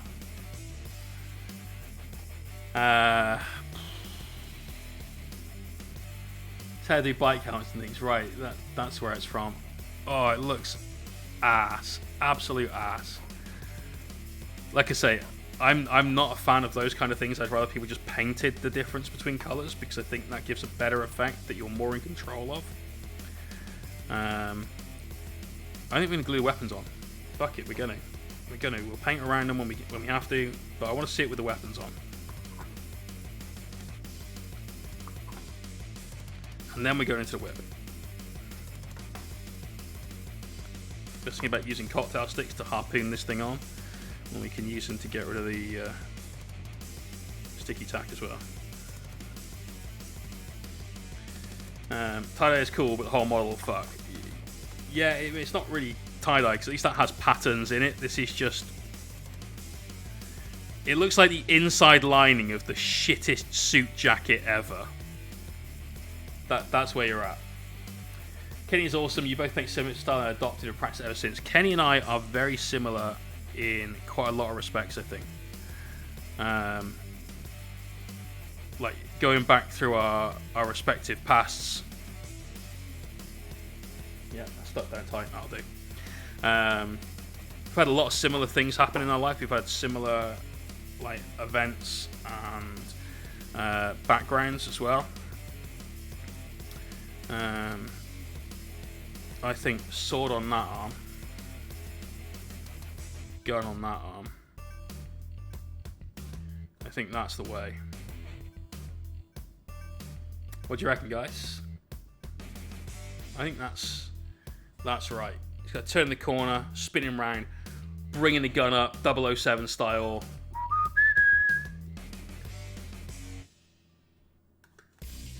Maybe bring that in a little closer to the front. Yes. Still haven't watched the whole Mandalorian thing. Sons of Rolo, how you doing, bro? Thanks for dropping by tonight, and thank you for that subscription. Much appreciated, my friend. 8 months now. Next month, you get a new badge. You get a new badge next month. I think it's doing it in more controlled manner. Things like Max Craft look okay and hiding and shading those colours. Maybe if you can. Is that Funky? Hey man, recently got back into mini paint. Your YouTube has helped me a lot. So I say thanks. Oh shit, dude. Thank you very much for watching. I really appreciate that. We don't get a huge following on YouTube. I wish I did. We're not there yet. It's going to take time to build. So I'm glad they've helped at least one person. Thank you very much for saying. Right. Angry Hobbit Gaming. How's it going? we are about to go into the work in progress gallery. So tonight we've been working on this Amiga Warglaive. We've done a little bit of work on the freehand up here. We've done a little bit of blending, just quick layered blending essentially on this. A few bits of metallics, and we've assembled the guy. So you can hopefully be finished off over the next couple of streams. We have still got, however, if you haven't got to yet, the entire base to do. So you still got to do that. This is what we've done so far. It's going well, dude. How are you and how is your stream? Let me give you a follow, as I don't think I do currently. Nope. There you go.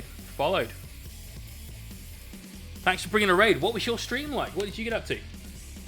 Like I say, we're about to go into the work in progress gallery. So if you would like to share with us what you've been working on, !whip or !discord, head over to the work in progress gallery there and upload a few pics of what you've been doing. Speaking of, let's get to it. And yeah. So coming in at 22:38. So first thing of tonight's stream is Gitface working on my knights. Made the yellow metallic. Might give the yellow metallic another coat as it seems dark over the black undercoat. Looks good. Does look good. You've got a difference between the Questoris carapace in the middle though and everything else. They look like different golds.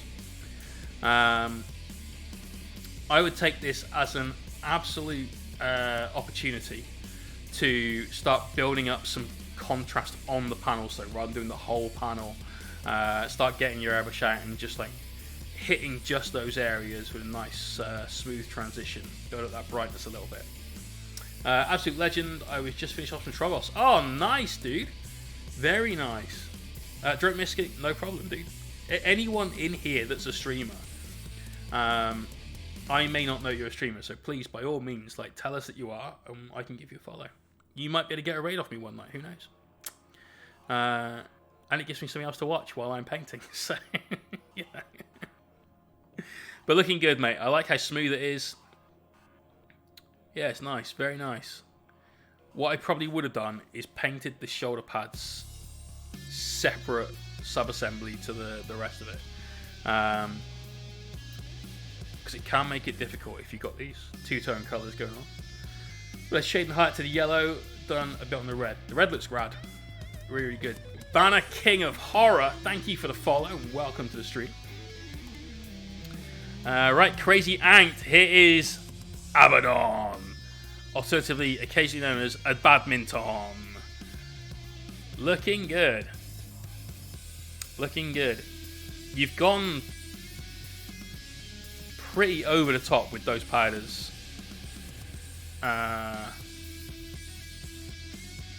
I'd like to see a little bit more shade and definition on his armor, because you've got the shoulder that's where his hair goes over. You've got that shoulder there that you can see really, really well. Everything else kind of blurs together a little bit, which I'm guessing is intentional. I'd like to see just a little bit more. Here's the arm panel, here's the leg, here's the trim. But again, that is just my own particular style. What you've done is great, undeniably. Fantastic work on the head. Love those little glowing eyes he's got there. The base, that looks pretty gnarly. That's good. We got a butt shot. We do have a butt shot.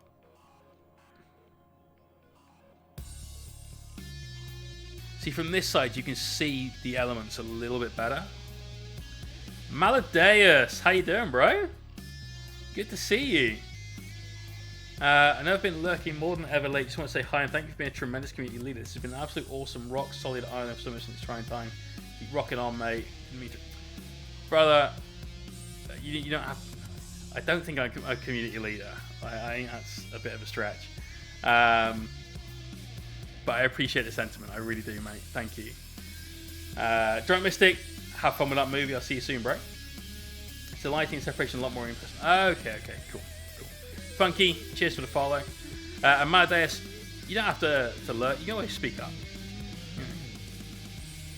It's right now isn't fun for anyone. It's just not. Let's not dwell on it though. Let's support each other as a community and all chat and share projects that we're working on like this, and keep everyone motivated. It's fun for you. Good. I mean, you're Dark Man. Dark Main. You remember the film Dark Man? That was a bad film. Right, Crownblade, what have you got now? We've got some... In fact, this is Oberyn the Bold from the Underworlds game. Gumballina! Dick. Thank you very much, dude. 100 to Jay, the community leader. Jay is... I haven't led anything ever. I am a cautionary tale. Something to look at and go, yeah, don't do what he did. Do this instead. But again, I appreciate it.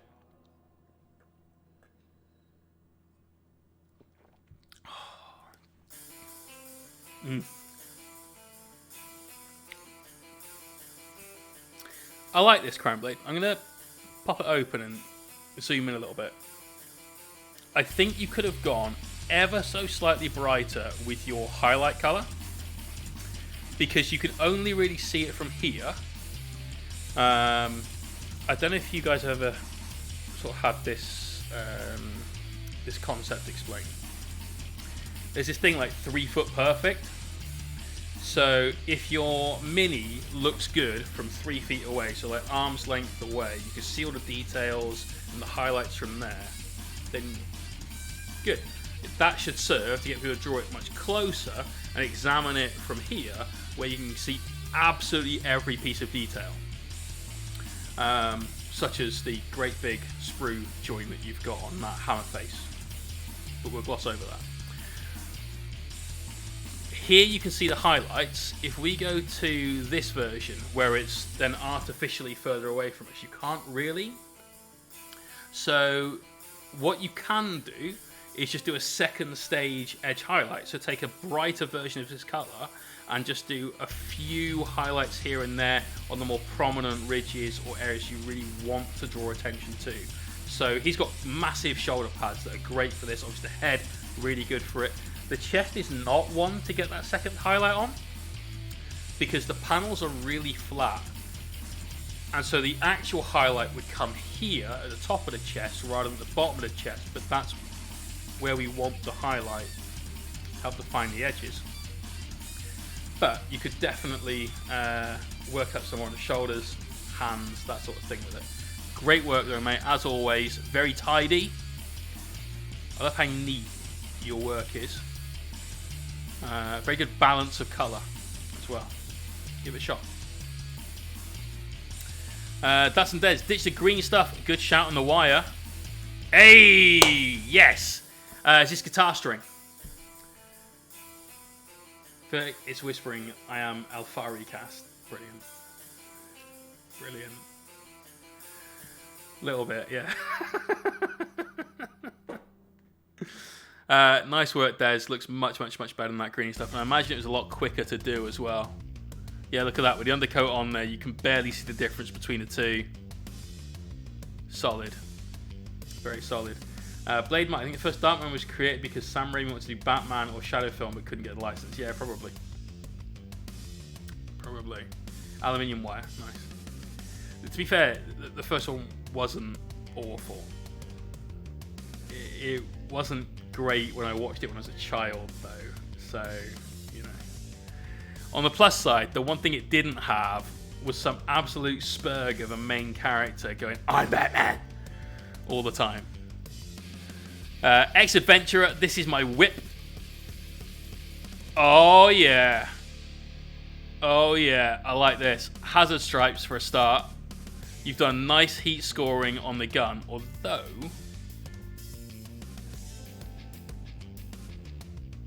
Okay, I see what you've done. The camera made it look like a really bright purple at the end, which it actually isn't. I still don't know what colour of Adam's sword should have, blue or red. Blue. Well, I always thought it should be blue because the original one was blue. I'm just thinking back to the one that you've done though. and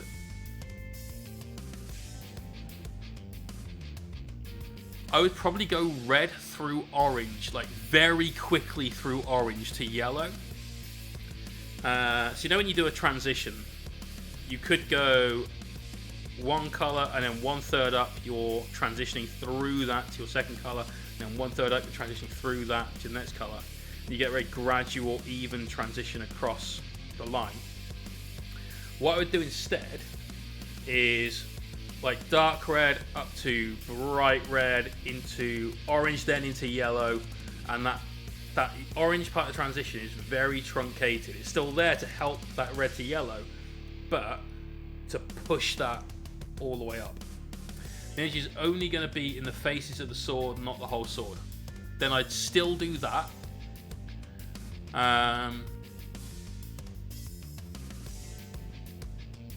Yeah, I'd still do exactly that. In fact, I'd still keep the orange part of the transition really small and go red up to yellow on the faces. So you've got like your cheekbones and around the eyes and stuff, very bright yellow, and everything else fading back down into red. So you could do it with like a heat thing where the faces are pushing up out of the blade, creating that. As long as the Demon Sword's colour can be described as unnerving at any point, I'll give it a 10 out of 10. That'll do it. So X-Adventure, this is yours. Your third mini, latest pick is my work from left to right. The main problem I have is his trousers. I don't see that as a problem. What I want to talk about quickly first though is your heat scoring. Heat scoring is great, so you've got the right progression of colours. If you keep an eye on this, you'll eventually see some of my knights go past. I've got heat scoring like this on all of their thermal cannons, so you get massive melter guns. We do orange through pink, through purple, through blue. And the main difference between mine and yours is that mine goes through a set of transitions, which yours goes in almost bands of colour. So what I suggest you do is you can go back over this one if you take some orange and paint it over the pink. Keep it really, really thin, so you've got what almost feels like just coloured water rather than paint that's quite thin.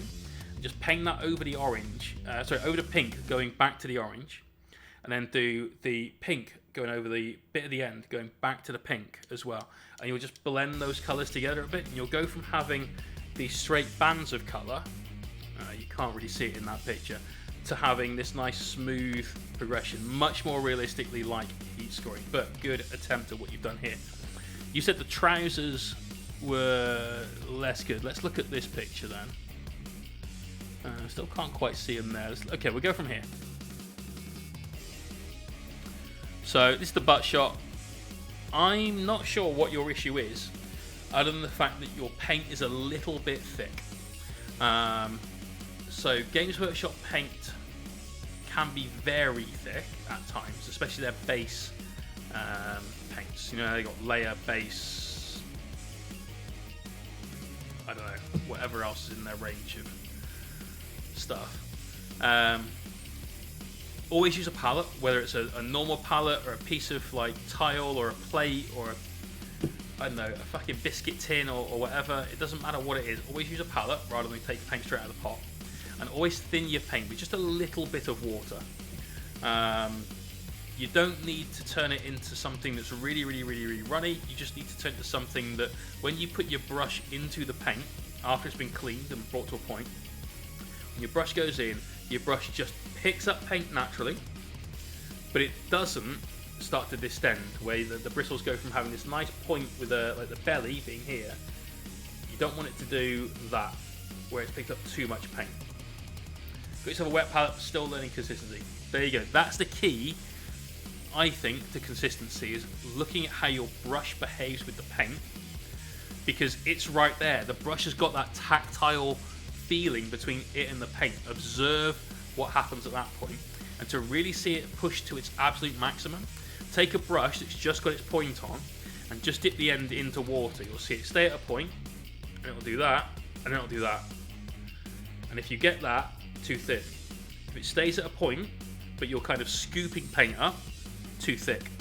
To get that Goldilocks moment where it's just right, your brush goes in like that, it comes out that shape, nice point, and and then paint just flows off your brush onto the miniature. Getting paint the right consistency is the biggest like stumbling block for anyone when they're really trying to push themselves and learn, because it's something that comes, you get that matrix moment, that like, I've got it, I understand now. But that's kind of a good push towards getting in the right direction. Watch your brush point. So yeah, I think this is fine. You can see some brush strokes. Keep thinning your paint a little bit more. That will even out entirely. It's not always bad having texture on cloth and stuff like this though, simply because you've got fiber strands in it and so on. But it's easy enough to see that they're brush strokes instead of a texture you've created on purpose. But good work, mate. Your first 3 minis put my first, I don't know, 43 minis, 53 minis, 103 minis to shame. Definitely. So well done. Good work. And you done hazard stripes. And the hazard stripes over a surface that isn't straight are still quite even. So well fucking done. I love hazard stripes. As you can tell from all of this. Keep it up. Let's see your 4th mini when it's done. Also, paint your base rim black. None of this brown. Black. Because when you paint it black, you are putting a frame around the miniature, and you never want anyone looking at your base rim.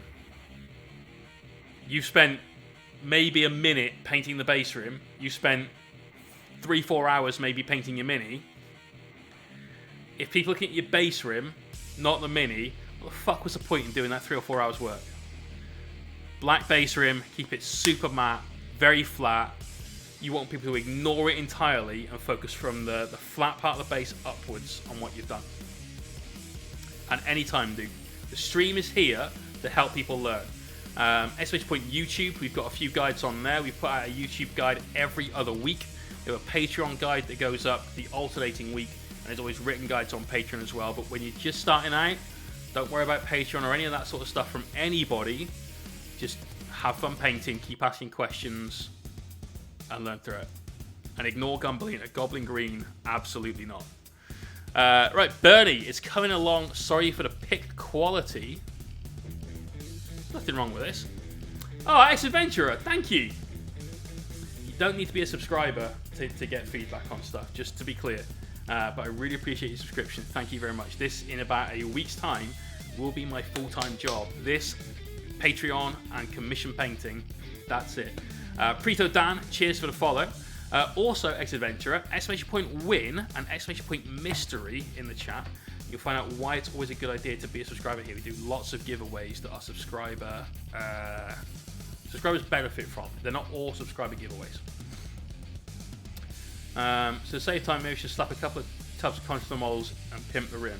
You should get out. You should ban yourself, Des. Pick quality is fine, dude. It's a little bit crowded. Light's a little bit off, but this is great. I love it. All of the trim. This is phenomenal. Chaos.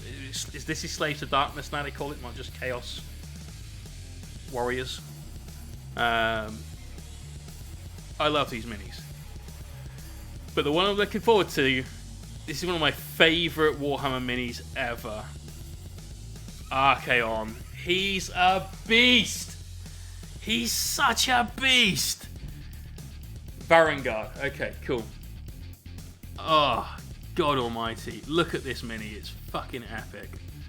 Great work on the wings. I love that progression you've got from light bone down to darker brown. The body with the lighter belly going around the tails is epic. Grimgor greater than Archaon. I think you're fine. You're completely wrong. Never managed without me, or so I keep telling myself. Des, I couldn't manage without you.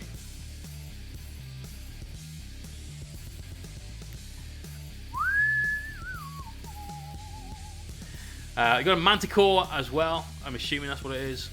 I'm going to say he's more of a whip than the rest. He's missing quite a lot of detail, which we've clearly got on some of the other stuff there. But I like the colours you're going for. Let's see this when it's got a little bit more more detail down. Grimgor knocked him on his butt in the end times. Look, Grimgor's the man, don't get me wrong, but RK on that mini is...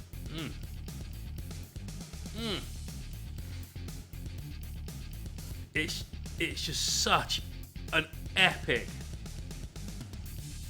miniature. Look at it. Look at it. I don't care about the fluff or any of that. I don't even know his fluff anymore. But my god, what a beast. You couldn't even keep a straight face for 10 seconds. I tried, bro. I didn't try. The Angry Hobbit, right? This is what he was working on. This is some Troggoths. With video. Yes. That is one horrible saggy tit. Oh, god. That's not stream friendly. Let's stick to this. Ugh. Not different to on those. You give yourself black eyes, but because of the wraparound effect, not anything else. Looks really good, dude. Love the base work. Really nice. Those little pulls you've got on there, looking pretty damn hot. There's obviously a line at the wrist, which is tough to fix at this stage.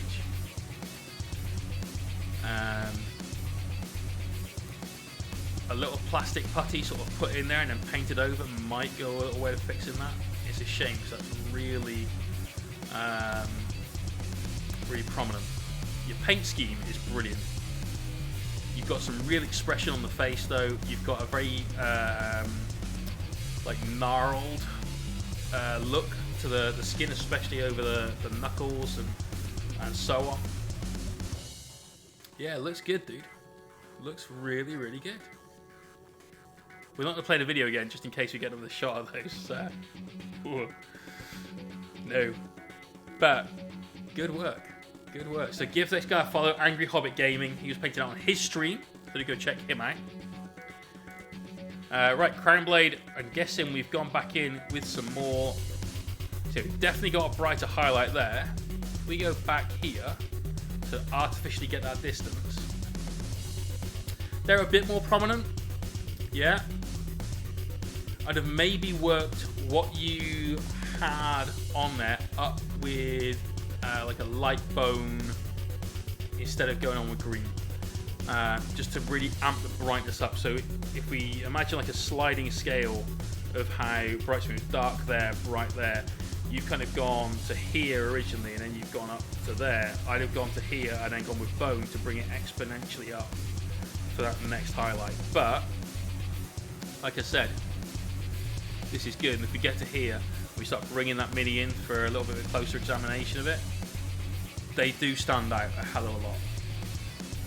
That madman is retouching his model mid-whip. Yes, he is. Polly says layers varnish over the gap should fix it. Okay. Didn't think about that. Makes sense. But I've got those Pro Acryl boxes open. I can't see the Discord icon. But nice, mate. I'm liking it a lot. Last one. Timmy Sprues almost finished magnetizing the Hellring guns, then got a couple of big models lined up. Oh, damn, man. Nice, getting a Space Marine tech on deck. Good work on the Armigers. I see you've got one Hellring gun and the chain blade. I'm hoping there's a couple of each. One last one. Brilliant. Nice, man. Nice. You're still doing this with your brother? Is that right? Hopefully he's enjoying it as well. Good work, dude. Good work. Right. I did a bit, but I think you can see it's better. I think is what that says. Yes, that looks much better like this. You can definitely see all the different parts of the armor. The photo really, really doesn't do that justice, bro. Love that verdigris you've got on the eye of Horus. It's alright, I got there in the end, don't worry. Might buy the Cups of Warglaive. Nice. TV sprays. Oh, I like it, dude. I like it a lot. Let's go back through. See, this is the front shot now. You can see much clearer definition. Crazy Yank, you paint so many miniatures. Get yourself a little light box, just like a little pop-up one. You can get them relatively cheap on Amazon. Sometimes they come with like LEDs and stuff pre-installed and so in.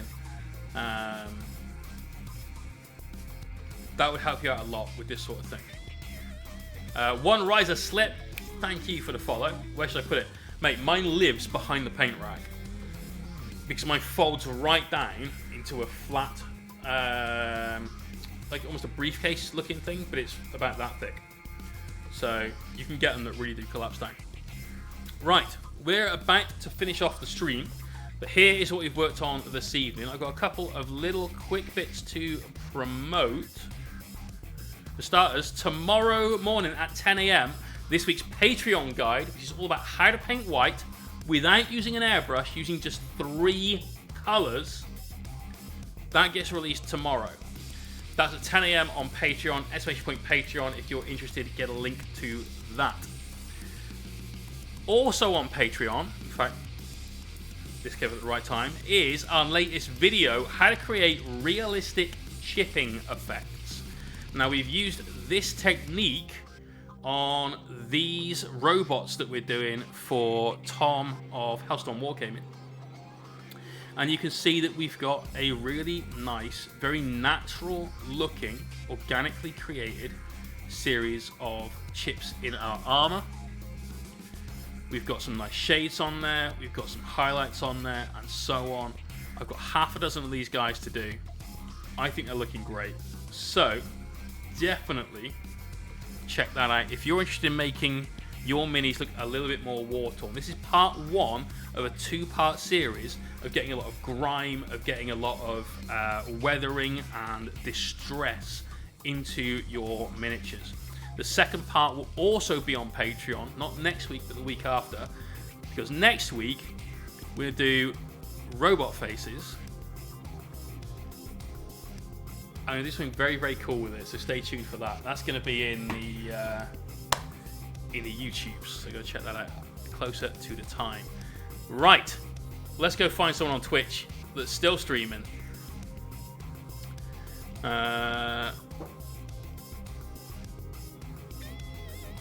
Let's see. So what was Workshops on? We haven't rated him in a bit. Richie Rush 7, thank you for the follow. Cheers for joining in there at the end. Appreciate it. Could be what was Workshop? Finishing a Conquest Dwarf Lord. What the fuck is the Dwarf Lord from Conquest? Yeah, alright, that looks pretty fucking sick. So this guy's cool, he's a good streamer. I quite like him, he's very chill. He's got a lot of talent. He's doing a lot of non-metallic metal on this Dwarf Lord. It looks pretty fucking baller. So let's go there. When you get in, if you're a subscriber, make sure you spam those emotes. Say Snake! How you doing, bro? Actually, joining in right there at the end. 4 months now. Absolute superstar. I will see all of you guys in the next stream, which is Saturday morning. That's right, morning, because I know a lot of you forget that we're on in the morning on a Saturday, 11 AM. Peace out, everyone. We'll see you there.